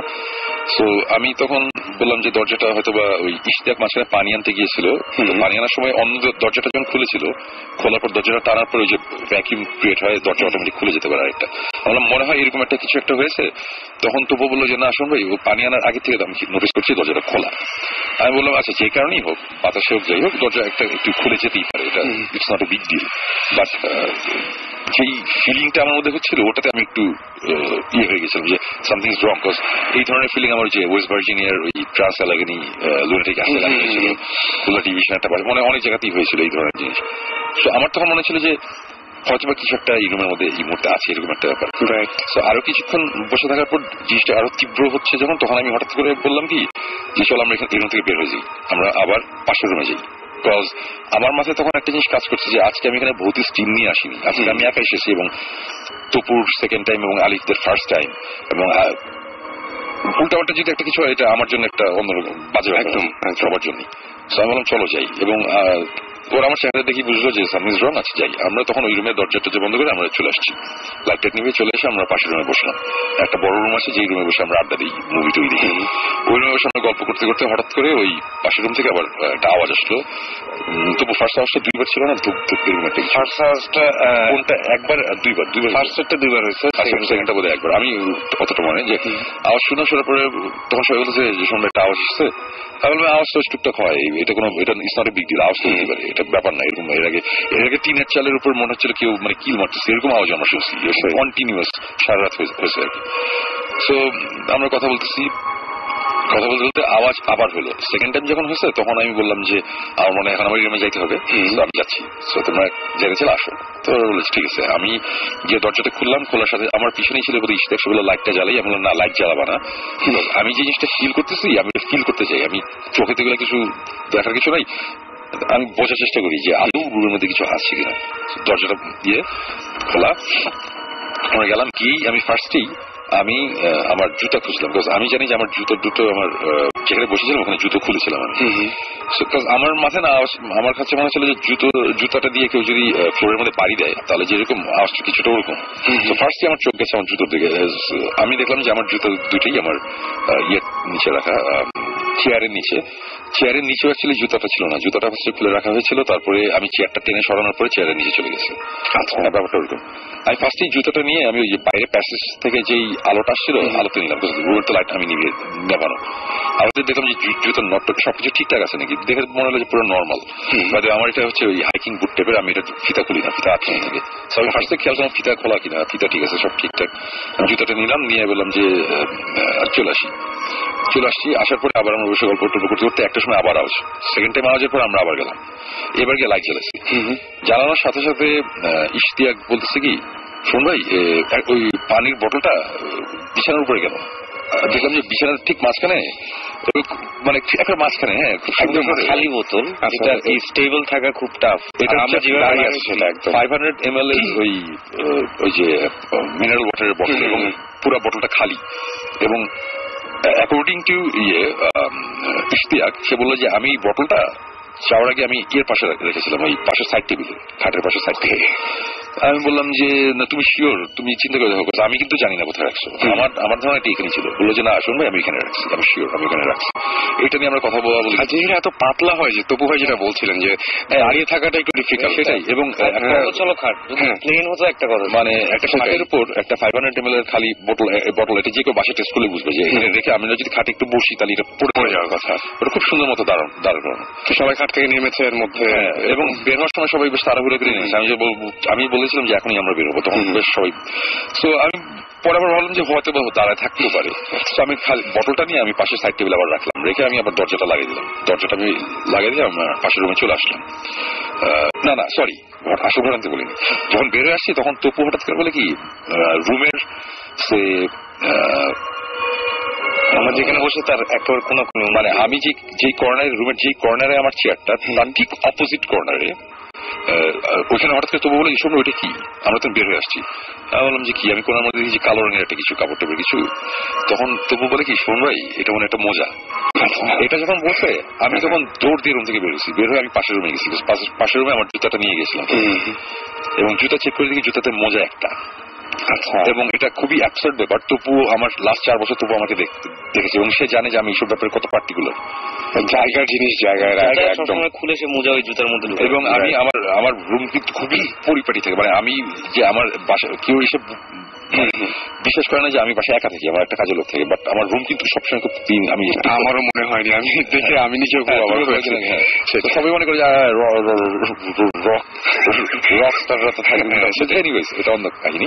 সো এবং ওই মোজা ওই সাইডে যেতেই পারে না, ওই সাইডে আমরা যাই নাই, ইন দ্য ফার্স্ট প্লেস আমরা ওখানে যাইনি। আমি তখন মোজাটা দিলাম, আবার ওই রুমে গিয়ে মোজাটা নিয়ে এসে দরজা লক করে আমরা এই রুমে চলে আসলাম। তারপরে রুমের মধ্যে বসার পরে আওয়াজ, টুকটাক আওয়াজ, এগুলো it's not a big deal, আওয়াজ it's not a big deal. ততক্ষণে কিন্তু ওই যেটা বললাম যে আমরা কিন্তু 3:30টার দিকে ওখানে গিয়েছিলাম, তারপরে এই রুমে এসে আড্ডা, আবার ওই রুমে যাওয়া। সো ততক্ষণে সকাল। সো ফাইসাল আর আলিফ চলে যাবে। আলিফের ইনফ্যাক্ট ইয়ে ছিল ওই ফোনো লাইফ থাকে প্রথম, যে কারণে আসতে পারে না, যে এখন ফোনো লাইফ চলছে আর কি। সিরিজ ওরা চলে যাবে, তো ওরা চলে গেলো। আমি বললাম যে তারপর যদি পারো ম্যানেজ করলে চলে আসো, আমরা মজা করতেছি। তো ইশতিয়াক যে ফাইসালের ভাই ছিল ভাই, সে বললো যে আসো ভাই আমি যদি থাকি তাহলে কোনো প্রবলেম আছে? আমার কোনো অসুবিধা নেই, আমি এত আরো একটা থাকবো, তুমিও থাকো। আমরা ওখানে রয়ে গেলাম। ওরা চলে গেল, আমরা ঘুমাতে গেলাম বোধহয় সকাল 11টা 11:30টার দিকে, ওই সারা রাত 8টা বেজে যাওয়ার পরে ঘুমাতে গেলাম। ঘুম থেকে উঠলাম বোধহয় 3টার দিকে, 2:30 3টার দিকে উঠে আমরা সুইমিং পুলে নামলাম, সুইমিং করলাম, 8টা বাজি খাওয়া দাওয়া।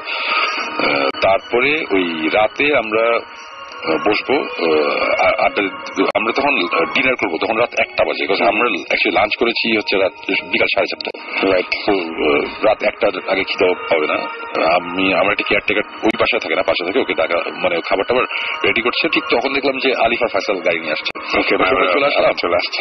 আসার পরে তখন কিন্তু ওই যে রেডিও ফুর্তি থেকে তখনই কলটা হলো, ফাইসাল আলিফ আমরা যে সবাই ফোনে কথা বললাম। ফোনে কথা বলার পরে আমরা ততক্ষণ, তারপর আমরা খেয়ে আমরা তখন ওই রুমে আর বসি নাই, আমরা তখন বসি বড় বারান্দার পাশে যে রুমটা। এই রুমে বসলে মাঝে মধ্যে ওই যে বারান্দার পিছনে মানে কোনো আওয়াজ পাওয়া যায় কিনা, মানে আমার জন্য যেটা অনেক ইন্টারেস্টিং ব্যাপার। ওরাও চাচ্ছি একটা কিছু এক্সপিরিয়েন্স করি এই টাইপের। আমরা অনেকক্ষণ বসে থাকতে থাকতে, এটা হচ্ছে সেকেন্ড দিনের ঘটনা আর কি, অনেকক্ষণ বসে থাকতে থাকতে তারপর একটা সময় বললাম যে ঠিক আছে চল আমরা ওই রুমে যাই। আপনি বিকাল থেকে বলতেছিলেন যে আমার আজকে একটু কেমন লাগতো। রাইট, হ্যাঁ তুমি তো এগুলো ধরাই দিও, আমাকে তো সব মনে নেই। মানে আমার একটু ইয়ে লাগছিল। তারপরে রাতের দিকে যে এখন মনে পড়লো, রাতের দিকে ওই সময় আমি বলতেছি কি যে আমার ক্যান্টিনে মনে ওই রুমে একটা কিছু হইতেছে, আমার ওই রুমে যাইতে হবে, মানে যাইতেই হবে। আমি তখন মানে পুরো হাইপার আর কি এখন আমার, মানে এবং সাকিব নাই, জিবরান নাই, ক্যামেরা নাই, মানে আবার ওটা নিয়ে আবার ইয়ে করতেছি যে এইসব ইনভেস্টিগেশনে গেলে আমরা যে পরিমাণ ইকুইপমেন্ট নিয়ে যাই, যা করি নাই করি, এই ব্যাপারটা ওরকম না।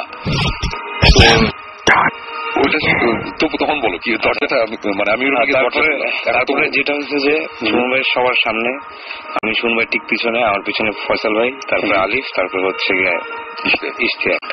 তো আমরা সব যাচ্ছি, সুমন ভাই আস্তে করে দরজাটা খুলেই আমার মনে হলো যে ওনার একটা ইলেকট্রিক শক গেছে বডি দিয়ে। তো আমার মনে হচ্ছে উল্টা করে দৌড় দিচ্ছে, আসলে উনি দৌড়াচ্ছিলেন না। আমি আগে থেকে টেন্স তো, সো আমি উল্টা করে সোজা দৌড় আগের রূপে। আমার দেখা দেখি আলী ফয়সাল সব দৌড় দিয়ে ওই রুমে দাঁড়াইছে, আর দুই সঙ্গে আস্তে আস্তে হেঁটে হেঁটে আসছে, চোখ টোক লাল, হাত কাঁপতেছে। তো উনি বললেন যে দরজা খুলেই ওনার ফিল হয়েছে যে ভিতরে কিছু একটা আছে। এবং তখন আমরা যেটা ডিসাইড করি যে আজকে যাই হোক আমরা আজকে ওই রুমেই থাকবো। এবং এই ফিল তো অনেক সময় হয় তাই না, যে আছে এরকম বা কিছু একটা। আমি এটা একটু এক্সপ্লেন করি যে ওয়েস্ট ভার্জিনিয়ার ওই যে অ্যাসাইলামটার কথা বলেছি, যে ভয়ঙ্কর একটা এক্সপিরিয়েন্স হয়েছিল ওখানে, এই 4 তলাতে যে ফিলিংটা ছিল, আমি বলবো এটার চেয়ে অ্যাটলিস্ট 10 টাইমস বেশি। মানে এখানে ওই রুমে আমি দরজাটা খুলে আমি সাথে সাথে ঠাস করে আবার দরজাটা লাগেছি। মানে ফর এক্সাম্পল এই যে আমার এই মুহূর্তে যে আমি একদম গুজবাম্পসটাকে এখন দেখা যাচ্ছে, মানে আমি লিটারালি ফিল করতেছিলাম যে সামথিং ইজ ভেরি রং, মানে ওই রুমটার মধ্যে কি জানি একটা, মানে আমার এরকম ফিল খুব কম হয়, মাঝে মধ্যে হয় আর কি। সো এই জিনিসটা খুব বেশি ছিল আর কি ওই দিন। সো তখন আমরা আবার ওই রুমে চলে আসলাম। তখনই আমরা ডিসিশন নিলাম যে কি হবে আজকে ডিসিশনটা কি। আমি একটু কনফিউজড, বিকজ আমার সাথে আজকে যারা আছে এরা ভর্তি স্টুডেন্ট না, এরা এক্সপিরিয়েন্স না, এবং আমরা কোনো ইনভেস্টিগেশনে আসিনি। রাইট, আমরা গেছি যে আমরা সুইমিং পুলে গোসল করবো, একটা আড্ডা দিব, মজা করবো, আর যদি একটা কোনো এক্সপিরিয়েন্স একটা হঠাৎ করে এরকম শব্দ পাওয়া যায় ইচ্ছা সবারই ছিল যে কিছু একটা হোক, আবার ভয়ও পাচ্ছিলাম সবাই। বাট শেষ পর্যন্ত আমরা ডিসাইড করলাম যে আজকে যাই হোক থাকবো আমরা এই রুমটাতে। এবং তারপরে আবার আমরা গেলাম, সময় গিয়ে লাইট জ্বালাবেন, জ্বালায় ওনার ঢোকার সাথে সাথে আমি দেখছি ওনার মুভমেন্ট, এক্সপ্রেশন সবকিছু চেঞ্জ। কেমন জানি করতেছেন উনি, মানে কেমন ঘাটটা চুলকাচ্ছেন, ইয়ে করতেছেন, চোখটা কেমন একটু লাল লাল। উনি চেয়ারে বসছে আর আমরা সবাই গিয়ে খাটের মধ্যে বসলাম। বসে সময় যেটা বলতেছিল যে আজকে তোমাদের একটা লাইফ টাইম এক্সপিরিয়েন্স হবে, সো বি রেডি। আমি যে কেন শুনবো কি হয়েছে। আর আমি এমনিতে কিন্তু অনেক ভীতু, মানে অনেক ভীতু হচ্ছে গিয়ে আজাইরা জিনিসে ভীতু, কিন্তু শব্দ হইলেই আমার মনে হয় কি না কি হয় সেটা হচ্ছে আসলে এরকম। তো আমি গিয়ে বললাম জিজ্ঞেস করলাম কেন শুনবো কি হয়েছে। মানে আমরা সবাই কিন্তু টেন্স, কারণ শুনুন ভাই ইজ নট নর্মাল, হাত কাঁপতেছে, পা কাঁপতেছে। শুনে বলে যে এই মুহূর্তে এই রুমে একটা জিনিস আছে, সো আমি ওটা ফিল করতেছি। এটা বলার সাথে সাথে আমি দেখলাম যে ওনার এই ঘাড়ের উপর থেকে যত রগ আছে, মাথার এইখানকার সব রগ আমি দেখতে পারতেছি, তার মুখ এবং ঘাড় সব জায়গায় রগটা দেখতে পারতেছি। এবং এইটা কোনো নর্মাল মানুষের পক্ষে এটা সম্ভব না ক্রিয়েট করা। যদি না কেউ তার গলা চেপে ধরে বা গা চেপে ধরে, ব্লাড সার্কুলেশন বন্ধ হয়ে যায়। কিন্তু রুমে নর্মাল হাত কাঁপতেছে, পা কাঁপতেছে, ওনার সব রগ বের হয়ে গেছে এবং তার চোখ লাল হয়ে গেছে, মনে হচ্ছে চোখ দিয়ে রক্ত পড়ছে, এমন একটা ফেস ছিল না। এবং এই জিনিসটা করে শুনবে বলতেছেন যে আমি এই জিনিসটা দেখিনি যেটা তোমরা এক্সপিরিয়েন্স করছো।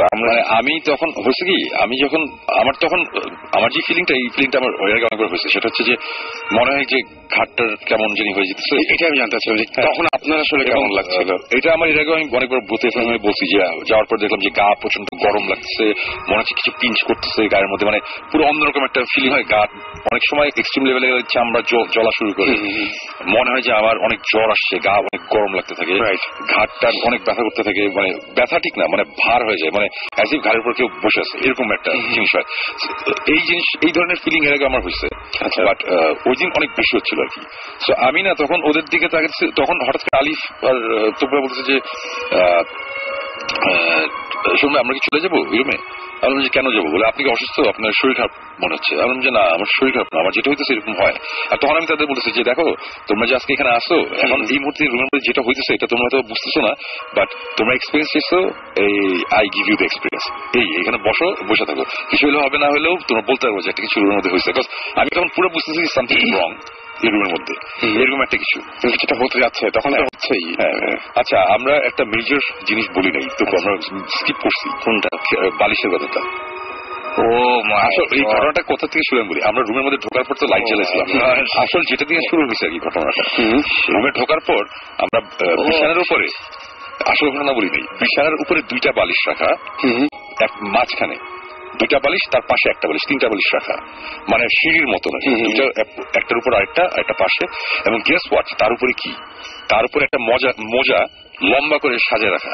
এবং এটা হচ্ছে, এবং এটা পরে আমার থেকে আবার আমরা চেক করে তার সেকেন্ড টাইম ঢোকার পরে ওই ঘটনাগুলো ঘটে। রুমে চেক করে দেখি যে আমার জুতাতে অ্যাজ ইউজুয়াল একটা মোজা নাই। হ্যাঁ, রুমটা কিন্তু আমরা লক করে চলে আসছিলাম এর আগে। সিনটা না খুব অদ্ভুত ছিল, মানে দুইটা বালিশ। এইটা দেখার পরে তখন এটা নিয়ে যখন ওরা কথা বলছে, তখন আমি বলছি যে দেখো এখন যে জিনিসগুলো হইতেছে এগুলো খারাপ হইতেছে না, কোন একটা ব্যাপার আছে, তোমরা মজার মানে খুব ইন্টারেস্টিং একটা কিছু এক্সপিরিয়েন্স করতেছো। তখন ওরা বলতেছে যে ওরা দাঁড়িয়েছে, তখন আমি ওদের বললাম যে তোমরা বিছানায় বসো। তো টপু তখন বিছানায় জাস্ট বসতে গেছে, আমি তখন টপুকে বললাম টপু একটু পাটা সরাতো, পাশে হলো বিছানার নিচে আমি কিছু একটা দেখতেছি। আমি নিচে তাকায় দেখি যে দুইটা বালিশ রাখা। তো আমাদের ওই রুমের বিছানার উপরে 5টা বালিশ ছিল। 5টা বালিশ ছিল, এটা আমার এত স্পেসিফিক ভাবে কেন মনে আছে কেউ যদি জিজ্ঞেস করে, এটা আনসার হচ্ছে যে প্রথম রাতে যখন আমরা থাকার জন্য ব্যবস্থা বিছানা করার করছিলাম, বড় রুমের মধ্যে মাটিতে বিছানা করা হবে, মানে একটা রুমে ফয়সাল আর আলিফ থাকবে, আর একটা রুমে আমরা 3 জন থাকবো। তো ওই রুমের খাটটা বড়, বাট মাটিতে একটা বিছানা করবো। তখন বালিশ এগুলোর দরকার হচ্ছিল। তো তখন ওই রুমে আমি গেছিলাম যে বালিশের জন্য, তখন ওইখান থেকে বালিশ নিয়ে এসেছিলাম, তারপরে ওখানে 5টা বালিশ ছিল। ওই রুমে অনেক বালিশ চাদর রাখা ছিল। তো আমি জানি এখানে 5টা বালিশ। তো ঢোকার পরে তখনও কিন্তু মাথায় আসে না যে 2টা বালিশ কই। 2টা বালিশ আমরা পাই খাটের নিচে, আর খাটের উপরে 3টা বালিশ এইভাবে সাজানো এবং মোজা রাখা। আমরা তখন ধরে ওই রুমে যাওয়ার পরে ওই রুম থেকে উদ্ধার মানে জুতা দেখি যে জুতার মধ্যে মোজা নেই। ও আচ্ছা, আরেকটা জিনিস এটাও তো ভুলে গেছি, আমরা এর আগে ওই রুমে যাওয়ার আগে যখন গল্প করতেছি মোজা নিয়ে, ওই জুতা মোজা নিয়ে কিন্তু আমরা গল্প করতেছিলাম এর আগের রাতের ঘটনা। তখন তো বলছিল কি শুনবে আপনার একটা জুতা, আমি তখন খেয়াল করছি শুনবে একটা জুতার মধ্যে মোজা নেই, মোজাটা ঢোকানো থাকে তো দেখা যায় বাইরে থেকে। অবশ্যই আমার মাথায় আগের রাতে ইয়ে করতেছে ছয় মূল্যে মোজা নেই। এখন শুনে একই জিনিস, আমি যখন বিছানায় শুয়ে হয়তো 2টা ঢুকে, আমি একটার মধ্যে ভিতরে ঢুকছে বা একটা ভিতরে আছে, মানে মোজা কোনো বিগ ডিল না, এরকম একটা ব্যাপার। ওইখানে যাওয়ার পর যখন ওই মোজাটা দেখছি তখন আমি তো দেখে বুঝতেছি এটা আমার মোজাই। আমি মোজাটা নিয়ে দেখি, তখন আমরা ঢুকে দেখলাম যে হ্যাঁ ওইখানে মোজা নেই, এই ব্যাপার। তো তারপরে আমরা আবার ফিরে যাই ওই রুমে। তখন আমরা ডিসিশন নিই যে আমরা ওই রুমে আবার যাবো, আমরা আজকে যতক্ষণ থাকা থাকবো। তারপরে গিয়ে যেটা দেখলে সেটা বালিশেরটা, প্রথমে যে বালিশেরটা না, বালিশ তো প্রথমে ছিলই, বালিশের মোজা চেক করলাম, করে তারপরে আসছি। ওকে, আচ্ছা ফার্স্ট টাইম সময় ঢুকেই যে ফিলটা করছিল, এই বালিশের ঘটনাটা আমি স্কিপ করছি, কারণ লাস্টে যে ঘটনাটা হয় ওইটা আমার মাথার মধ্যে ঘুরতেছে, ওইটার উপর আর কিছু নাই ঘুরে আমার মনে হয়। আমি আমার লাইফে কোনোদিন এর বেশি কিছু আমি মানে এক্সপিরিয়েন্স করছি বলে মনে হয় না। তখন হ্যাঁ আচ্ছা আমি বলতে থাকি, সেটাতে সামনে সময় বসে আছে ওনার চোখ লাল, রক সব বের হয়ে আছে। তো আমি আমার সবসময় আমি ভয় পাই, শুনবে জানে আমি অলওয়েজ ভীতু, আমি যে কোনো কিছুতে ভয় পাই। বাট আমি ওই সময় না, আমি সুমন ভাইয়ের সাথে কথা বলতেছি, সুমন ভাই কেমন লাগতেছে আপনার, কি মনে হচ্ছে? তখন না একটা হাসি এসে, মানে সে খুব নর্মাল আমি উইচ ইজ নট নর্মাল। তারপরে হাসি হাসি মুখে সুমন ভাই জিজ্ঞেস করছে, সুমন ভাই কি কেমন লাগতেছে আপনার? সুমন ভাই বলে যে আমার মনে হচ্ছে যে কিছু একটা আমার পিছন দিয়ে ধরে রাখছে, আমাকে পিছনে পুরো জড়ায় ধরে রাখছে। সো এই করতেছে, সুমন ভাইয়ের ফেশিয়াল এক্সপ্রেশন চেঞ্জ হচ্ছে, উনি কাঁপতেছে, আমরা দেখতেছি সবাই। এই সময় আলিফ উঠে গিয়ে পাশে খাটের পাশে দাঁড়ায় আছে, আমি যে আলিফ ওখানে দাঁড়ায় আছে, শুনে বলে যে ভিতরে বসো, ওই জায়গাটা সেফ। উনি ওই অবস্থায় বলতেছে আমাদেরকে, এবং ওই রকটা কিন্তু বের হওয়া জিনিস চলতেছে এবং বলতেছে। তালি বলে যে না আমি বসবো না, সে এতই ভয় পেয়েছে সে দরজা দিয়ে বাইরে হয়ে যাবে এমন একটা প্ল্যান যদি কিছু হয়। আমি পুরো নর্মাল, আমি জিজ্ঞেস করলাম শুনবো আমি যদি আপনার পিঠে হাত দিই তাহলে কি আমি কিছু দেখতে পাবো? শুনবো ভাই পুরো কড়া গলা বলছে না তুমি দেখবা না, বসে থাকবে। আমি তখন আমি যখন বলতেছি যে তোমরা এরকম করতেছো কেন, ওরা বলছে শুন ভাই আপনার চেহারা চেঞ্জ হয়ে গেছে। আমার চেঞ্জ হয়ে গেছে মানে বলে আপনার মুখ ফুলে গেছে, আপনার মুখ পুরো লাল, সব রক দেখা যেতেছে, আপনার চোখ বের হয়ে আসতেছে, আপনার চোখ পুরো টকটকা লাল। ফিল করা উচিত ছিল। আমি বলবো না যে আই ওয়াজ পজেসড। আমি যদি পজেসড হই, আমি এতটুকু জানি যে আমি এটা পুরোপুরি বুঝতে পারবো যে আমি possessed. I was not possessed, এটা আমি শিওর। ওকে, বাট আমি বুঝতেছিলাম সামথিং ইজ রং। এবং আমি তখন ওদের আবার জোরে জোরে বলতেছি যে তোমরা একটা কাজ করো,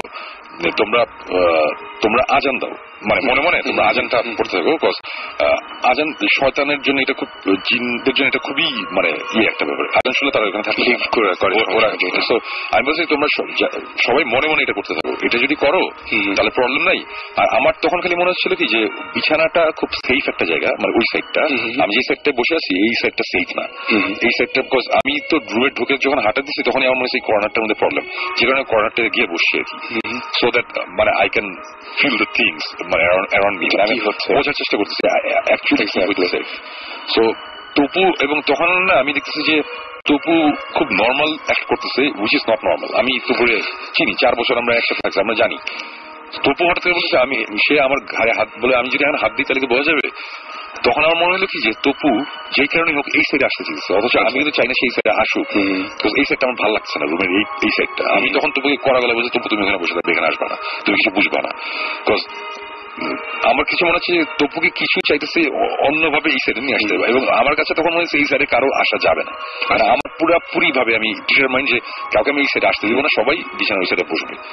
এবং তারা ওখানে বসে আছে, আর আমার চেহারার ফেশিয়াল এক্সপ্রেশন এইগুলো তো আমি বুঝতে পারতেছিলাম না। তো আমাকে খালি বলছে আপনি খারাপ লাগতেছে নাকি? আমি বললাম না আমার খারাপ না, আমার যেটা হইতেছে এটা যদি একটা মানুষের প্রেশার অনেক হাই হয়ে যায়, অনেক জ্বর থাকে, মানে ঘাটটার ব্যথা থাকে, আমার ওরকম লাগতেছে। আর হয়তো প্রেশার শুট করছে, আমি এটা লজিক্যালি এক্সপ্লেন করার চেষ্টা করতেছি। বাট ওই সময় আমি মনে মনে আমি যে জিনিসটা করতেছিলাম সেটা হচ্ছে যে আমি একটা জিনিস বলছিলাম যে তুমি কে আমি জানি না, তুমি কি ব্যাপার আমি বুঝি না, বাট আমি এতটুকু জানি এটা আমার রুম, এবং এই রুমের বালিশ কে খাটের নিচে নিবেন না নিবে ওটার ডিসিশন আমার, এটা তোমার না। আমার রুমে আমি যা খুশি করবো এটা তোমার করার কোনো রাইট নেই। You don't belong here, so you get out of my place. আমি বারবারই কথা মানে মনে মনে আমি এটা করতেছি বারবার, মানে অ্যাজ ইফ আমি কারোর সাথে ঝগড়া, মানে আমার পুরো ফিলিংটা ছিল কি যে আমি কারোর সাথে আসলেও একটা কনভারসেশনে, আর আমি যখন বিড়বিড় করে এগুলো বলতেছি ওরা বুঝতেছে না, আমি ওদের বলেছি তোমরা মনে মনে আজান দাও। এবং পরে তো পরে বলছে যে শোন ভাই আমি একামত দেওয়া শুরু করছিলাম, আর আমার নিজেরও গা এখন শেষ করছে।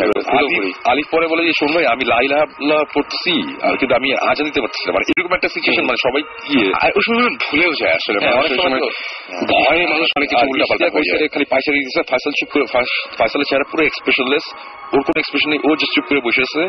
ইস্তেক যে ফয়সাল ভাই সে পায়চারি করতেছে, সে বোঝার চেষ্টা করতেছে কি আমি খালি বলছি এই সাইডে আসবে না। এই করতে করতে একটা সময় মুছে দাঁড়ায় পড়ছি। আমি দাঁড়ায় আমি পিছনের বারান্দার দরজাটা খুলছি, যে বারান্দার থেকেও যায় না আর কি ওই অবস্থা। বারান্দার দরজাটা খুলছি, খুলে আমি দাঁড়ায় আছি আজ তুমি বাইরে হয়ে যাও।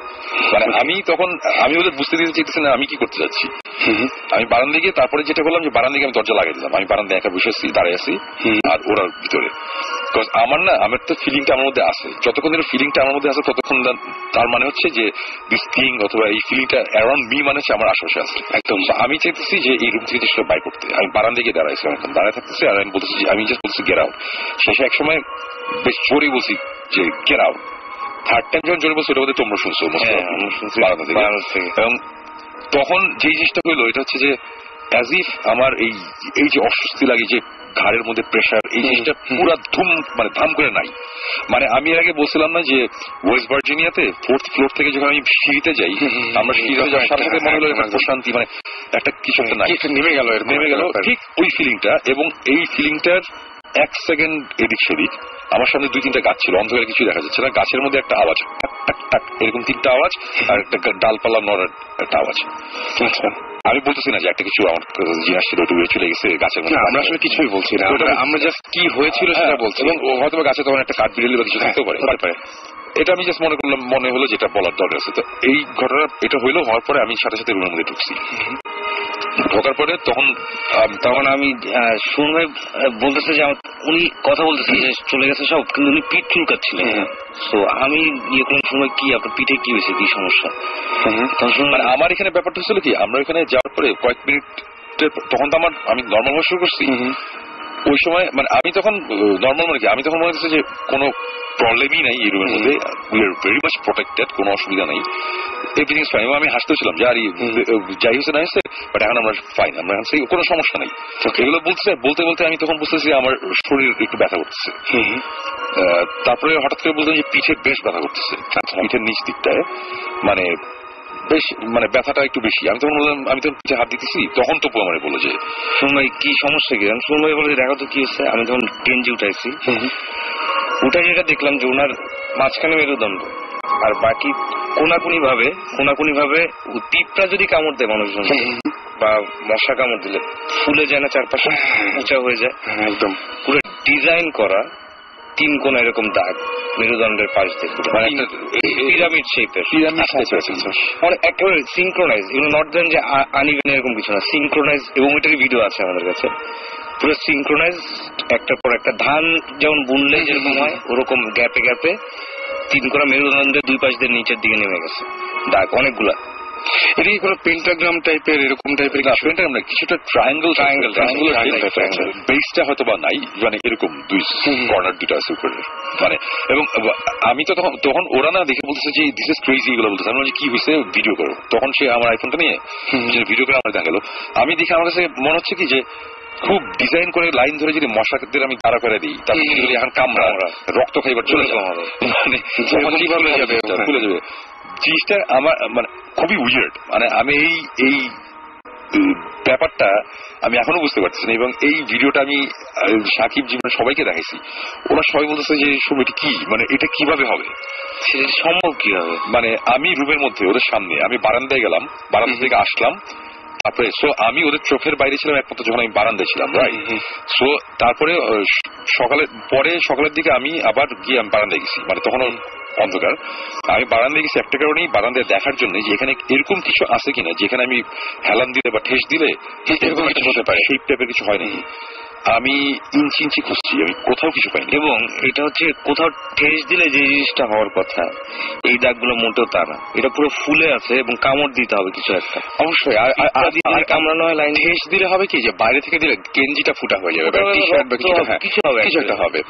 কিন্তু এটা পুরো উঁচা। এবং সবচেয়ে উইয়ার্ড জিনিস সেটা হচ্ছে এই দাগ ধরেন 15 মিনিট তারপরে চলে গেছে পুরো ভ্যানিশ, ওখানে আর কোনো দাগ নেই ওনার। মানে এই দাগটাও যে নাই কিছুক্ষণ পরে ওটা, মানে আমি তখন ওরা তো একটু কনসার্ন ব্যাপারটা কি হইতেছে, আমি কতক্ষণ পরে হাত দিয়ে দেখি না ফোলা ফোলা জিনিসটা নাই। আমি বললাম যে আমার ওরকম কিছু লাগতেছে না। আবার গেঞ্জি উঠার পর দেখি মানে কোন রকম প্রুফই নেই যে একটু আগে আমার, আমি যে কারণে আপনাদের একটু আগে জিজ্ঞেস করছিলাম যে দাগটা কি 15 মিনিট পরে ছিল কিনা, আমরা ওদের 15-20 মিনিট পরে চেক করে দিচ্ছি যে আমার পিঠ পুরো নর্মাল, কোনো কিছু নাই। থ্যাংক গড যে আমি ভিডিওটা করছিলাম। সো আমি ভূত এখন শেষ হলাম, পরে তোমার দেখাবো। এটা আমরা চাই এবং আমার ফোনই আছে।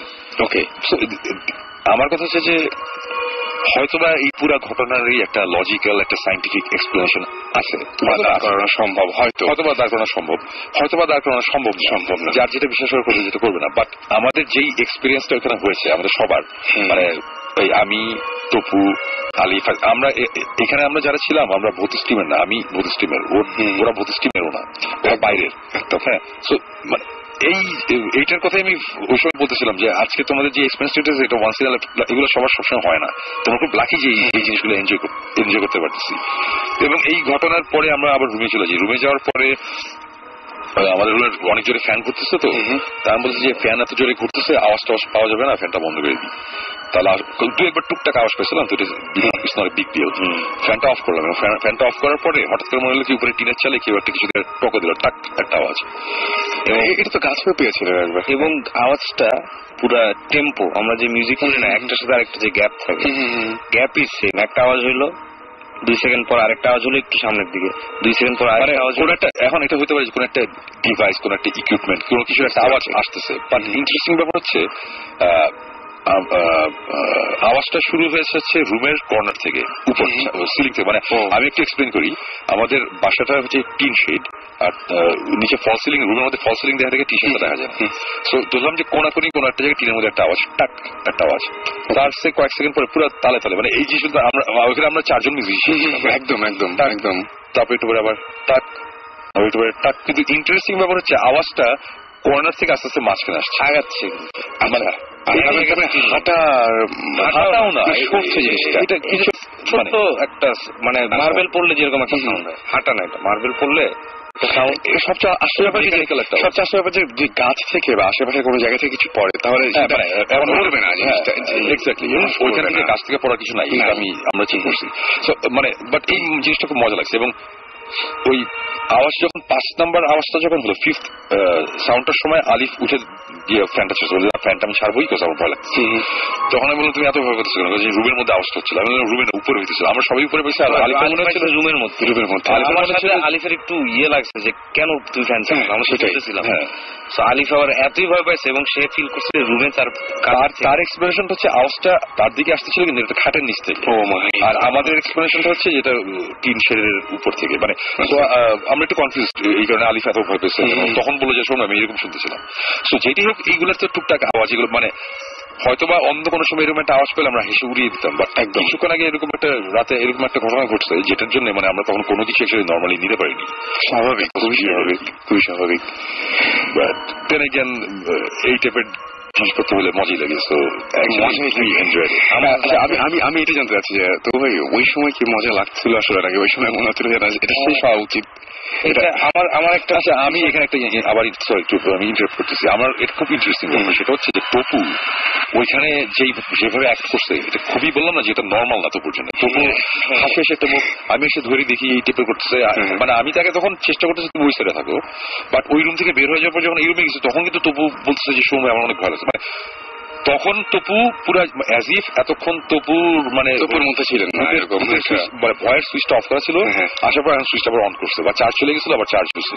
মানে রুমে আসার পর তপু বলছে কি আমি এখন বাথরুমে যেতে পারছি না, আমার ভয় লাগছে শুনবে। মানে সে তখন অনেক বুঝতেছি তোর ভয় লাগার কথা, বাট এর আগে কিন্তু তুমি আমার কোনো কিছুই লাগতেছিল না, কোনো ভয় লাগছিল না। ওই যখন একদম সামনাসামনি দেখছেন সুমন ভাইকে ওই সময় ভয় লাগছে? ভয় না, আমি কিউরিয়াসিটি ফিল করছিলাম যে আমি গিয়ে দেখি ধরে যে কিছু আছে নাকি ওখানে। বাট ওই রূপটা থেকে যখন আরেক রুমে গেলাম আমি একেবারে ভয় শেষ। আমি এক খাটের মাঝখানে মানে কর্নারে বসতে ভয় পাচ্ছি, আমি খাটের মাঝখানে বসে আছি, এই শব্দটা এক্সপিরিয়েন্স করছি এবং আমি ওয়াশরুমে যেতে আমার ভয় লাগছিল যেটা রুমের সাথে অ্যাটাচ। সো এই হচ্ছে কাহিনী। এবং আমি জানি না আমার জীবনে কোনোদিন এরকম এক্সপিরিয়েন্স হয়নি, তবে ওই আগের যে ঘটনা ওইটা আমরা পরে এখন বলার দরকার নেই। এই হচ্ছে মানে এটা আমার কোনো এক্সপ্লেনেশন, আমি সবগুলোর লজিক্যাল চিন্তা করার চেষ্টা করেছি।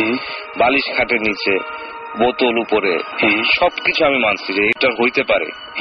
আমাদের কেউ ওখানে আমাদের মতিন ভাই ছিল, মতি ভাই, মানে আমার এক্সপ্রেশন হচ্ছে ঠিক আছে হয়তো বা তবু ফাইজলামি করে এটা করছে, বালিশ বটল রাখছে অথবা ইস্তেক করছে, আর ইস্তেক মনে করছে হয়তো বা আমি করছি বা তবু আমরা এগুলো সবকিছুরই এক্সপ্রেশন দিতেছি এবং দিলাম। But end of the day আমার দাগের এক্সপ্রেশন আমার কাছে নাই সামনে হচ্ছে। এবং সোমবার যে ফেস ওইটা আমাদের কাছে, আপনি তো এটা জানেন না, ওটা আমি দেখিনি। যে ওনার যে ফেস, আমি তো 4 বছর ওনার সব ধরনের ফেস আমি দেখছি, রাগ, দুঃখ, কান্না, হাসি সবই দেখছি, বাট এইরকম এক্সপ্রেশন আমি জীবনে দেখিনি। মানে তার সবগুলো রগ বের হয়েছে এবং একটা মানুষের নিচ থেকে এটা করা ইম্পসিবল একটা ব্যাপার। ফেসের প্রত্যেকটা রগ দেখা যাচ্ছে তার। এটা খুব অদ্ভুত ব্যাপার, এমনি গলা টলার সময় দেখা যেতে পারে কিন্তু কপালের রগ বের হয়ে গেছে, প্লাস হচ্ছে পিঠের দাগ। ডিজাইন করা যেটা শুনলাম, তো এটার কোনো আমি লজিক পাই। অন্যগুলো আমি যাই হোক আমি চিন্তা করতেছি যে ওইটা হইতে পারে, যে কেউ করতে পারে, এটা কোনো কিছু না, কিন্তু ওই জিনিসের কোনো লজিক আছে না। এ ধরনের ঘটনা তো আপনাদের অনেকেই থাকতে পারে যারা শুনছেন আমাদেরকে, তাই বলবো যে জানা থাকে আপনাদের এরকম কোনো কিছু তাহলে অবশ্যই আমাদের SMS করুন, লিখে ফেলুন SHOUT শাউট স্পেস আপনার নাম স্পেস আপনার মেসেজ পাঠিয়ে দেন 9840 নম্বরে। আর আমাদের যদি SMS করে তো ছোট করে লিখতে হয়, যদি বড় সড়ো কোনো ধরনের কোনো ঘটনা শেয়ার করতে চান তাহলে আমাদের মেইল করুন।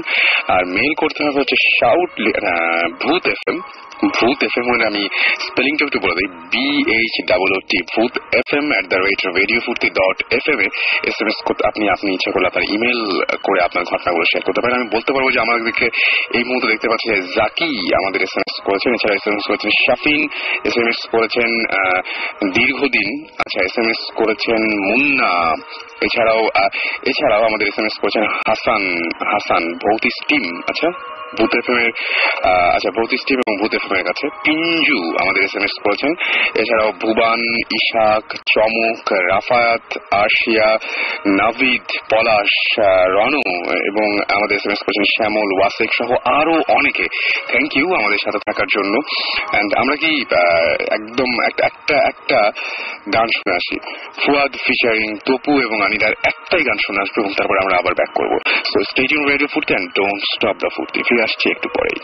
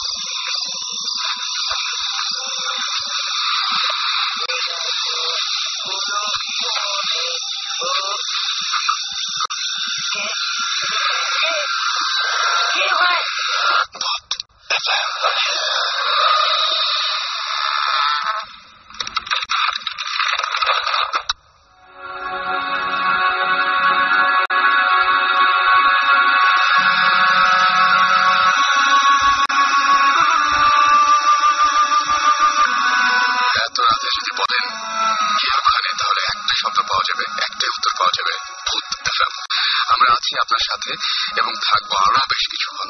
আর আপনাদের কাছ থেকে এসএমএস পাচ্ছি, thanks for being with us. And সবসময় শুনছেন রেডিও ফুর্তি, চলছে ভূত এফএম। সামনে ঈদ, এবং ঈদে নিশ্চয়ই অনেকে এখন ঢাকার বাইরে যাচ্ছেন, এই মুহূর্তে অনেকে রাস্তায় আছেন, সুতরাং সেই রাস্তায় আপনাদের সঙ্গে হয়েছি আমরা। এবং রাস্তা দিয়ে যাওয়ার সময় অবশ্যই আমাদেরটা কানে শুনে এবং চোখে জানালার বাইরেটা দেখে আপনারা কোনো সমীকরণ মেলানোর চেষ্টা করবেন না। যাই হোক, আমাদের ইহান এসএমএস করেছেন, লিখেছেন যে ভূত এফএম খুব ঝাঁকানাকা একটা প্রোগ্রাম। Is it? এটা মানে ঝাঁকানাকা প্রোগ্রাম শোনার সঙ্গে সঙ্গে মনে হচ্ছে হ্যাঁ এখানে মানে কি বলবো ড্রামসের তারপরে গিটারের সলো পার্ট আছে, এরকম টাইপের কিছু মনে হলো না, সেরকম কিছুটা। যাই হোক, ভালো লাগছে নিশ্চয়ই, থ্যাংক ইউ। এবং দিয়েছেন ভয় পাই দাও রেডিও অফ করি না, থ্যাংকস, আপনি অনেক সাহসী, আমি আপনার সাথে আছি।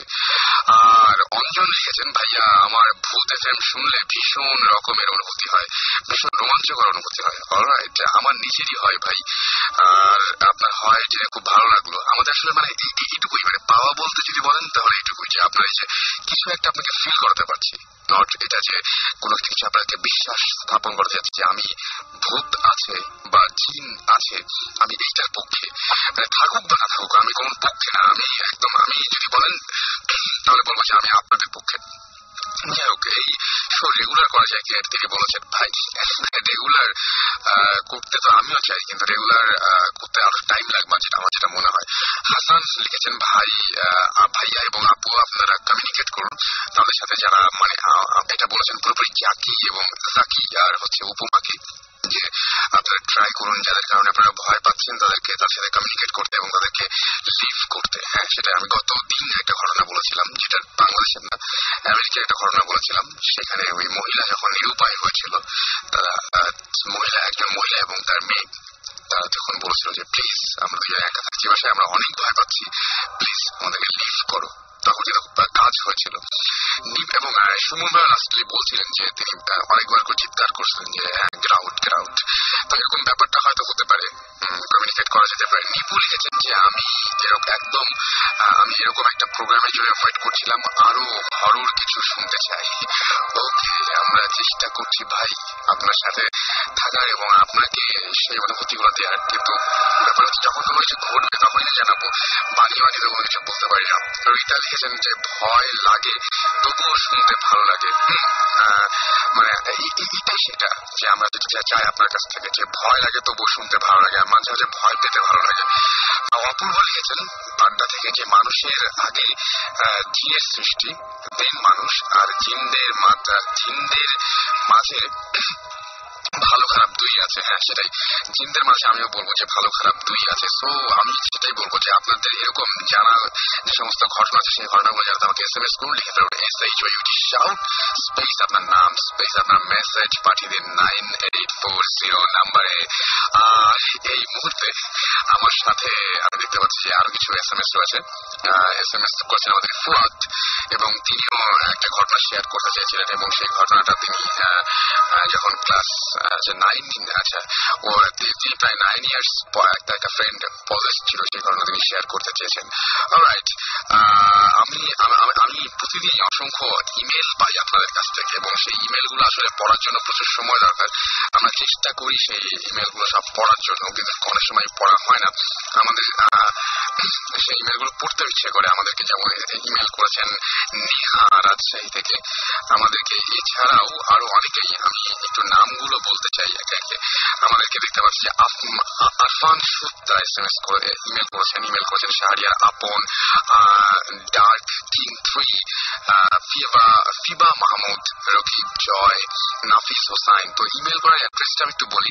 এছাড়াও দীপ্ত, এছাড়াও আমাদের এসএমএস করেছেন শাহরিয়ার, আচ্ছা শাহরিয়ার আপনাকে অনেকগুলো সোহেল উদ্দিন সহ আরো অনেকে। সুতরাং যারা ইমেল করতে চান তারা শাউট, তাদের যেটা করতে হবে VootFM@radiofurti.fm, এখানে আপনাদের নাম, ঠিকানা এবং ফোন নাম্বার সহ আপনাদের ইমেলটা করতে হবে। আমাকে রাজশাহী থেকে মিলন কুমার ইমেল করেছেন, এবং তিনি বলছেন 2007 সালের এক অমাবস্যার রাতে তিনি ঘুমিয়েছিলেন এবং রাত প্রায় 2টা-3টার দিকে ঘোড়ার পায়ের শব্দ শোনেন তিনি, এবং তারা দুজনেই ঘরের মধ্যে ছিলেন, দুজনই শুনতে পেয়েছিলেন এটা।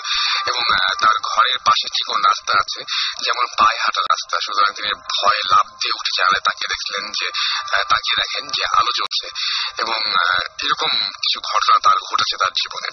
তো মানে আমি সেটাই বলি যে প্রত্যেকটা মানুষের জীবনেই এরকম অসংখ্য ঘটনা থাকে। আমি রিসেন্টলি একটা ঘটনা জানি আখাউড়ার, সেই ঘটনা একটু বলতে চাই। আখাউড়াতে কিছুদিন আগে আমার কতগুলো পরিচিত মানুষ গিয়েছিলেন এবং তার যে কতগুলো ঘটনা আমি বলছিলাম যে আখাউড়া থেকে কোনো ঘটনা আপনি জানেন তাহলে সেই ঘটনাটা আমাকে একটু জানাবেন প্লিজ। তো তারা শুনে এসে আমাকে যে ঘটনাটা বললো যে ওইখানে কিছু কিছু মানুষ আছে যারা জিন এক্সপেরিয়েন্স করেছে। তো এরকম তিনজন বন্ধু, সেই তিনজন বন্ধু বলছে যে হ্যাঁ আমরা দেখতে চাই যে জিন দেখতে কেমন লাগে বা কি অবস্থা এরকম। তারা সবাই খুবই উদ্যোগী হয়ে সবাই মিলে একসাথে তিন বন্ধু রওনা দিল যে ওই জায়গায় জিন দেখা যায়, তো তারা দেখে আসবে। তো রীতিমতন যে জায়গায় জিন থাকার কথা একটা বাড়ি, সেই বাড়ি একটা রুমে নাকি জিন আছে। তারা সবাই মিলে তিনজন মিলে রওনা দিয়েছে। রওনা দেওয়ার পরে তারপরে লাইন ধরে দেখছে অনেক মানুষ এসছে এবং অনেক মানুষই এই জিনের কাছ থেকে অনেক কিছু নেয় বা জিনের কথা শুনে বা এরকম দেখে আর কি। তো সবাই লাইন ধরে এরকম দাঁড়িয়ে আছে। তারাও তিনজন মিলে লাইন ধরে আছে। তারা অনেক দূর পর্যন্ত হেরেছে, বেশ ক্লান্ত। তো তারা ক্লান্ত হয়ে বসেই পড়েছে লাইনের মাঝখানে। হঠাৎ করে শোনা গেল যে ঘরের ভেতর থেকে নাকি জিন এরকম বলেছে যারা, এটা কিন্তু একদমই শোনা একটা ঘটনা। তো যাই হোক, বলছে যে তিনটা লোক এসছে, সেই তিনটা লোক নাকি আমাদের দেখতে যায়, সে তিনজনকে আগে ডাকো, তিনজন একসাথে এসছে। তো ওরা যে তিনজন একসাথে এসছে এটা ওইখানকার কারো জানার কথা ছিল না। তারপরেও একজন এসে বললো যে আপনাদের তিনজনকে ডাকছে, বাকি সবাইকে পরে আগে আপনারা তিনজন যাবেন। তো সেই তিনজন ঘরের মধ্যে ঢুকলো এবং ঘরের মধ্যে ঢোকার পরে দেখলো পুরো ঘরটাই অন্ধকার, ঘরের মধ্যে কিচ্ছু নেই, একদম পুরো অন্ধকার এবং কাউকে কোনো কিছু দেখা যাচ্ছে না, মানে ঘুটঘুটে অন্ধকার, দেখা যাবে কি। কিন্তু আওয়াজ শোনা গেল যে একটা মেলি টাইপের একটা গলা, সেই গলা থেকে একটা আওয়াজ আসলো এরকম যে তোরা তিনজন ফাজলামি করতে আসছিস, সেখানে বিশ্বাস করিস না, এরকম ধরনের একটা আওয়াজ আসলো। এবং তারপরে বললো যে তোর সঙ্গে টর্চ লাইট নিয়ে এসছিলি, টর্চ লাইট কোথায়? তো তিনজন মিলে একসাথে হাত দিয়ে দেখলো যে না, তার তিনজন সত্যি টর্চ লাইট নিয়ে আসছিল, কিন্তু টর্চ লাইট তো তাদের তিনজনের হাতেই, যেহেতু গ্রামের মতো জায়গায় টর্চ লাইট তিনজনের হাতে কোনো টর্চ লাইট ছিল না। তারপরে বলো যে তোদের টর্চ লাইট তো এইখানে। এবং কি অদ্ভুত ব্যাপার, তারা তিনজনই দাবি করেছে তারা টর্চ লাইট নিয়ে ঢুকেছিল, কিন্তু টর্চ লাইট গুলো তাদের হাতে ছিল না, পাওয়া গেল ওই ঘরের মধ্যে। কখন তাদের হাত থেকে নেওয়া হচ্ছে, কিভাবে ঘরে গেল তারা কিচ্ছু জানে না। এবং ওই যে টর্চ লাইট দেওয়ার সময় যখন দেখলো যে কেউ একজন টর্চ লাইট দিচ্ছে অন্ধকারের মধ্যেই একটা হাত, এবং হাতের বেশ তিনি বললেন, তারা বলে যে হাতটা অনেক কেমন যেন লোমশ টাইপের একটা হাত, সেই হাতটা নিয়ে তারপরে সেই হাতে তাদেরকে টর্চ লাইট গুলো ফিরিয়ে দেওয়া হলো। এটা কিন্তু একদমই আমার জানা, তাদের কাছ থেকে তাদের মুখে শোনা ঘটনা। আমি জানি না যে এটা সত্যি মিথ্যা, কিচ্ছু বলতে পারবো না। হয়তো আখাউড়ায় আপনারা যদি জান, আপনারা এই ধরনের ঘটনা শুনতে পারেন বা জানতে পারেন। এবং টর্চ লাইট দেওয়ার সময় তারা সেই হাতের স্পর্শ পেয়েছিল এবং বলল যে অন্ধকারে কিছুই দেখতে পায়নি, কোনো চেহারা বা কোনো মানুষের আকৃতি কিচ্ছু না, জাস্ট ওই হাতের স্পর্শ। এবং সেটা ছিল ভয়াবহ রকমের, যে মনে হচ্ছে অনেক মোটা কেউ, অনেক মানে কি বলবো যে খসখসি টাইপের হাত, এরকম ধরনের কেউ তাদেরকে টর্চ লাইট গুলো ফিরিয়ে দিয়েছিল। এই হচ্ছে ঘটনা। যাই হোক, আপনারা যদি আপনাদের ঘটনা শেয়ার করতে চান তাহলে আমাদের SMS করুন, লিখে ফেলুন SHOUT শাউট স্পেস আপনার নাম স্পেস আপনার মেসেজ পাঠিয়ে 940 নাম্বারে। আমরা আরেকটা ছোট্ট ব্রেক নেব এবং ব্রেকের পরেই আমরা ফিরে আসবো আবারও। ইন দ্য মিন টাইম আমাদের ইমেলও পাঠাতে পারেন। ইমেল করার নিয়মটা আমি বলছি, bhutfm@radiofurti.fm। আমি বানানটা বলেছি BHOOTFM@radiofurti, মানে ফুর্তিও কিন্তু তাই, FOORTI ফুর্তি radiofurti.fm। এখানে আপনি ইচ্ছা করলে আপনার SMS, আপনার ইমেল গুলো পাঠিয়ে জানাতে পারেন যে আপনার ঘটনা, এবং আপনি যদি শেয়ার করতে চান আপনার ঘটনাগুলো রেডিও ফুর্তিতে এসে, তাহলে ডেফিনেটলি আমাদের সাথে শেয়ার করতে পারেন। চলুন একটা গান শুনে আসি, আর আপনাদের SMS এর অপেক্ষায় থাকলাম। আপনাদের কাছ থেকে কিছু শুনতে চাচ্ছি ইনফ্যাক্ট, আর অবশ্যই জানাতে ভুলবেন না। আমরা আছি আরো বেশ কিছু আপনাদের সাথে। একটা গান শুনি।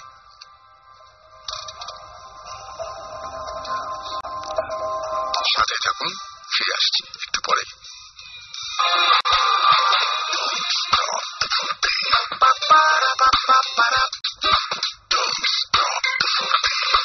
Radio Furti 88.2 FM.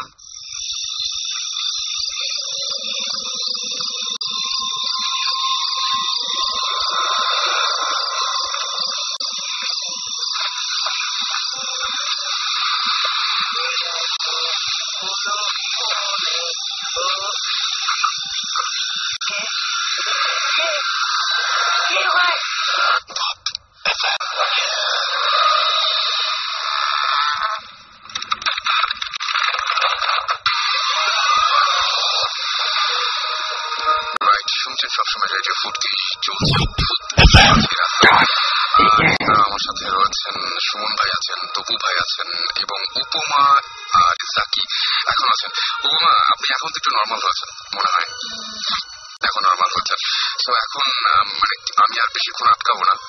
Thanks for coming and আমার ভালো থাকবেন আর কালো জিনিস একটু অ্যাভয়েড করবেন, এটা আমার অ্যাডভাইস একদম পুরোপুরি। আমি অবশ্যই চেষ্টা করব, এর আগে আমাকে অনেকে বলেছে, আমি চেষ্টা করব। আর যেটা থ্যাংকস আপনাদেরকেও, আর যারা শুনছে তাদেরকেও থ্যাংকস, এবং অবশ্যই সাবধানে থাকবে সবাই। আর আমি একটা জিনিস খুব ফলো করি, যেটা হলো যে প্রতিদিন মাগরিবের নামাজের শেষে আমি 3 বার আয়াতুল কুরসি পড়ি এবং সকালে ফজরের নামাজের পর 3 বার পড়ি। তো এই জিনিসটা আমি খুব ফলো করি এবং আমার মনে হয় আল্লাহর রহমতে আমার উপর থেকে অনেক বিপদ গেছে, অনেক, এবং অনেক অ্যাটাকের চেষ্টা আমার উপরে হয়েছে, বাট আল্লাহর রহমতে এখন আমি দিব্যি বেঁচে আছি, আপনাদের সঙ্গে সুস্থ শরীরে আছি। আমার মনে হয় যে আরো আপনি অনেকদিন দীর্ঘদিন এরকম সুস্থই থাকবেন এবং আমরা সবাইকে চাই যে এরকম সবাই ফলো করুক এরকম কিছু ব্যাপার। আর বিশ্বাস করা না করা তাদের ব্যাপার। আমি যে বললাম আমার এক্সপিরিয়েন্স শেয়ার করলাম, তো এটা কেউ বিশ্বাস করেছে কি করেছে না আমার এটা কোনো ব্যাপার আমার সাথে হয়েছে, আমি ফিল করেছি, আমি সবার সাথে শেয়ার করলাম, আপনাদের সাথে করলাম, সবার সাথে করলাম। শুনে কার কিরকম লেগেছে সেটা তাদের ব্যাপার। তবে হ্যাঁ, পৃথিবীতে যেহেতু আমরা যেহেতু মুসলমান, আল্লাহ বিশ্বাস করি, আল্লাহর কোরআন বিশ্বাস করি, তো সেখানে একটা স্পষ্ট উল্লেখ আছে যে আল্লাহ 2টা জিনিস বানাইছে, একটা হচ্ছে জিন, একটা হচ্ছে ইনসান। আমরা হচ্ছে ইনসান, তো আরেকটা জিনিস নিশ্চয়ই আছে সেটা হচ্ছে জিন। তাহলে সেটা কোথায়? সেটা নিশ্চয়ই আমাদের সাথে কোনো না কোনো ভাবে কন্ট্যাক্ট করার চেষ্টা করবে, এবং সেটাকে আমাদের সেবার জন্যই তৈরি করা হয়েছে। তো সেটা আমাদের সেবা যখন করতে পারবে না, তখন পৃথিবীতে সবকিছুই কিন্তু আমাদের সেবার জন্য তৈরি হয়েছে, যেহেতু আমরা সৃষ্টির শ্রেষ্ঠ। তো সেটা আমাদের সেবা যখন করতে পারবে না, আমাদের তো একটু যোগাযোগ তো আমাদের সাথে করবেই, সেটাই। তো ভয় পাওয়ার কিছু নেই, তাদের চেয়ে আমরা বেশি পাওয়ারফুল। একদম একদম, আমাদের সবাই যারা আছেন তারা অনেক সাহসী। জাকি ভাই, আপনাকেও অনেক, আমার মনে হয় জাকি ভাই আপনাকেও থ্যাংকস যে আমরা বলার সঙ্গে সঙ্গে আপনারা রাজি হয়ে গিয়েছিলেন এবং আজকে কষ্ট করে এত রাত পর্যন্ত আমাদের সঙ্গে আছেন। অনেক ধন্যবাদ আপনাকে। জি, আপনাকেও ধন্যবাদ। রেডিও ফুর্তির সবাইকে আজকে যারা আছেন, বিশেষ করে সুমন ভাই, আর ফরচুনেটলি পেয়ে গেছি তো ভাই, যে সবাই জানতাম স্পেশাল গেস্ট। ধন্যবাদ, অনেক ধন্যবাদ আপনাদের দুজনকে। আর আমরা আবারও ফিরে যাই সুমন ভাই। তো শেষ করার আগে যেটা আমরা বলি আর কি, আল্লাহ হাফেজ। সামনে আবার কিছু বলো, সামনে সেটা ঈদ আছে। হ্যাঁ, সামনে ঈদে আমার কোনো অ্যালবাম নাই, তো ইনশাল্লাহ সামনে খুব শীঘ্রই আসবে ভ্যালেন্টাইন্স ডেতে।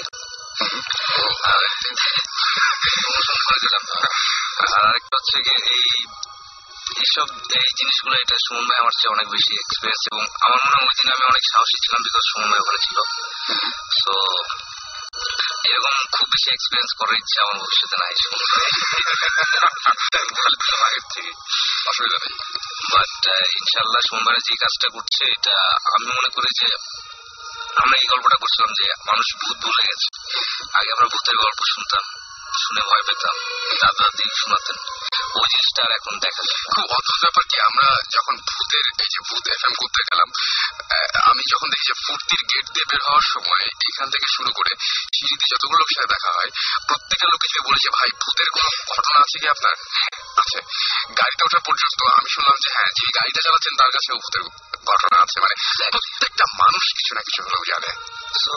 এটা আসলে ভূত কি ভূত না, এটা সময় ভালো জানে। মানে আনএক্সপ্লেইন কিছু জিনিস যেটা আমরা এক্সপ্লেইন করতে পারছি না, মানে এক্সপ্লেনেশন নাই, ওইটারই আমরা কেউ ভূত বলি, কেউ ওইটা বলি, মানে ওইটা যার যার পার্সপেক্টিভ একদম। বাট হ্যাঁ, মানে এই যে তবু যেটা বলছিল যে এইসব জিনিসপত্র যে আনএক্সপ্লেইন ফেনোমেনা বলি বা যাই বলি, ঘটনা, এইসব জিনিসের কথা মানুষ যেন আগের মতো কথা বলে না। মানে সবকিছু চেঞ্জ হয়, সোসাইটি থেকে শুরু করে সবকিছু। আমি আজকেও তোর সাথে আলাপ করছিলাম যে এখন আমরা অনেকেই নতুন জেনারেশন, আমরা বিজি, ফেসবুক ইন্টারনেট অনেক কিছু নিয়ে আমরা একটা সময় কিন্তু আমাদের মধ্যে ব্যাপারটা, ছোটবেলায় আমরা একসাথে বসে ভূতের গল্প শুনতাম বা গল্পের বই পড়তাম। একসময় নিউ মার্কেটে ভয়ঙ্কর রকম সব বই পাওয়া যেত ভূতের গল্প নামে, ভৌতিক গল্প নামে 1, 2, 3, 4, 5, 6 পার্ট। এখন কিন্তু এগুলো দেখা যায় না। সো ওইটাই ভূত মানুষজন বা এই ভূত কনসেপ্টটা বা এই আনএক্সপ্লেইন জিনিসপত্রের কনসেপ্টটা মানুষজন মনে ভুলে গিয়েছিল। বাট থ্যাংকস টু রেডিও ফুর্তি আমি আজকে চিটাং থেকে আসলাম এবং আমার সাথে যত মানুষের দেখা হয়েছে রাস্তাঘাটে যাতে আমি চিনি না ইউজুয়ালি বলে যে আমি আপনার খুব ভালো ফ্যান, এই গানটা ভালো হয়েছে, ওটাই ব্যাপার। এখন এটার সাথে নতুন একটা জিনিস অ্যাড হচ্ছে যে ভূত কবে আসতেছে আমার আমরা চাই মানুষজন একটু শুনুক, মানুষজন মজা পাক, সেটাই সেটাই আউট অফ দ্য বক্স একটা কিছু করলে প্রথমে তো মানুষজন একটু ধরে নিবেই, ওইটা কেউ আবার বলবে বা নতুন একটা জিনিস সেটা ভালো। সো একটা নতুন একটা মাত্রা যোগ হোক এইসব এন্টারটেনমেন্টের মাঝে খারাপ। সো এনিওয়েজ আর ওই তৎপরতা ধরে বলছি সামনে ঈদে আমার অর্থনের কোনো অ্যালবাম নেই, বাট এই মুহূর্তে আমি ভ্যালেন্টাইন্স ডে কোনো অ্যালবাম বা করার প্ল্যান নাই। করেছি খুব সুকৌশলে, খুব সুন্দর একটা বুদ্ধি, অ্যালবাম অনেক বিক্রি হবে দেখে, সেটাই তখন অ্যালবাম ভ্যালেন্টাইন্স ডে মানে ব্যাপারটা কিন্তু পুরোই একেবারে যাই হোক। থ্যাংকস ফর লিসনিং, যারা যারা আজকে শুনেছেন অসংখ্য ধন্যবাদ। এবং নেক্সট উইক তো ঈদের সময়, তো ওই সময় আমরা কবে কেমন ঈদের আসলে আমাদের প্ল্যানটা কেমন জানি না, এখন আমরা এখনো জানি না। তবে আমরা অনেকেই তো বলছে যে শো রিপিট করতে, অনেকগুলো শো, তো আমরা চেষ্টা করবো যে বেস্ট অফ এরকম কিছু একটা করার বা কিছু দেখা যাক, আমরা চেষ্টা করছি সেটা, হোপফুলি এরকম কিছু একটা হবে। তাহলে তো খুবই মজার একটা হয়েছে, মজা গেলে ফাইন। সো নেক্সট উইকে আমরা সশরীরে বা লাইভ আমরা না থাকলেও আমরা কোনো না কোনো করে থাকবে। একদম একদম। আর আরেকটা জিনিস হচ্ছে বুদ্ধিস্টের শুটিং ট্রেন নিয়ে আমরা খুবই জোরের উপরে জোরের উপর লিটারেলি। সো সবসময় আমরা সবাই আসতে পারছি না, বাট দেন আগে আমরা চেষ্টা করছি। তো মাঝে মাঝে আমাদের একটু সেদিকে হয়, মিসেস হয়। সো এই জিনিসটা অ্যাকচুয়ালি সময় আমার মনে হয় কি যারা শুনছেন তাদের বেশি বেশি আসতে হবে। এক্স্যাক্টলি, আমার মনে হয় যে অনেকের কাছে অনেক ধরনের এক্সপিরিয়েন্স, অনেক ধরনের স্টোরি থাকে।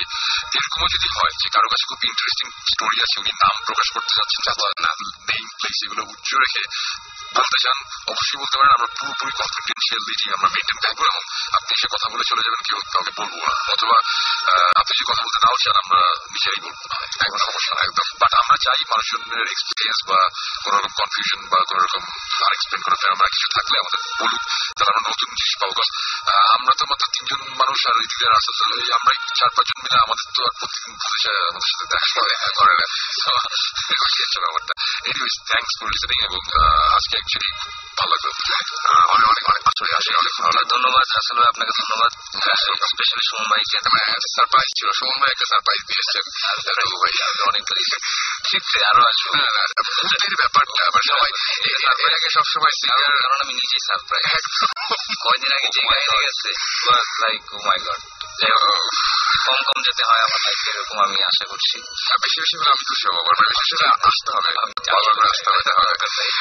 আর in the mean time next 2 week Russell তোমাকে ভিডিওটা দেখাইছি, একদম একদম তুমি আচ্ছা আমি না ওটা বললামই না, তো আমি তো মানে আমি দেখে আমি যতটুকু মনে করছিলাম ধান বোনার মতো, কিন্তু এতটা জায়গা জুড়ে মানে অর্ধেক দিকটাই পুরো ভরে আছে, এতটা ডিজাস্টার হয়েছে। আমি এটা চিন্তা করি না, আমি যখন ভিডিওটা দেখলাম তখন আসছে ও মাই গড, এত হিউজ মানে সবচেয়ে মজার ব্যাপারটা ছিল ওইটাই যে আমি নিজে কিছু টের পাইনি, কম্পিউটার পেলো আমাদের বলতে গেল। আর না সবাই যারা আপনাকে দেখেছে তারা টের পেয়েছে, তাদেরই এটাই আমি কম বুঝেছি। এবং আপনি বুঝছেন না, আপনাকে তো জিনিস পেয়েছেন, সেটা হচ্ছে আপনার চেহারা দেখে ওরা একদম ফিল করছে, ওদের চেহারা দেখে আপনি বুঝতে পারছেন যে আপনার চেহারা আছে। এটা তো এনিওয়েজ আজকে তাহলে আমাদের যাওয়ার টাইম হয়ে গেছে। তুমি চাইলে আরো 2 ঘন্টা চালাতে না, কোনো শখ নাই। আমি একা মানে মাসুম, আমি গতবার যেটা বলছি মাসুম গত ঈদে যেটা হয়েছিল, গত ঈদে মাসুম এরকম ভাবে আমি বলছিলাম কিছু মিউজিক টিউজিক আমাদের এরকম ঠিকঠাক করতে হবে, আর ভূত এফএমের আগের শো গুলোকে শুনতে বলছিলাম আর কি মাসুম শুনতে হবে। তো আমরা অফিস লিভ করছি এই সময়, সে আমাকে জাস্ট এসে বললো, মানে আমাদের সামনে গিয়ে কথা বলছি, সে এসে আমাদেরকে জাস্ট বললো যে আপনারা সবাই চলে যাচ্ছেন, আপনারা কি মনে করেন যে আমি এই সময় ওই শো এর ওইগুলো একা শুনবো? আপনার পাগল পাইছেন ব্যাপারটা, যেটা একা করা ঠিক না। আমার মনে হয় যে আমরা বিদায় নিই, এবং ঈদের আগে যেহেতু আজকে শেষ হয়ে যাচ্ছে, সবাই ঈদ মোবারক, ভালো থাকবেন, সবাই ভালো থাকবেন। এবার একটু গরু টরু কম দেখা যাচ্ছে শহরে, কম দেখা যাচ্ছে। এনিওয়ে ইনশাআল্লাহ এর সাথে ভূতের কোনো সম্পর্ক নেই, এর সাথে কোনো সম্পর্ক নেই। আমরা ন্যাচারালিটি দিতে ভূত রেড মিট খায় না, পুতিশ মাছ আছে এবং শুনছিলাম এরকম নাকি অনেক কিছু খায়। যাই হোক, আপনারা সবাই ভালো থাকবেন, সুস্থ থাকবেন, বিশেষ করে সুস্থ থাকলে আপনারা সাহসী থাকবেন, সাহস থাকলে ভূত এফএম শুনতে পারবেন এবং অবশ্যই আমাদের সাথে থাকবেন।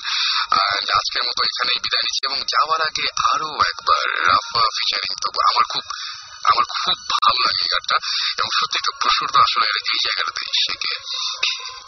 Stay tuned, ready for the end. Don't stop the ফুর্তি। কথা হবে আবারও আগামীকাল।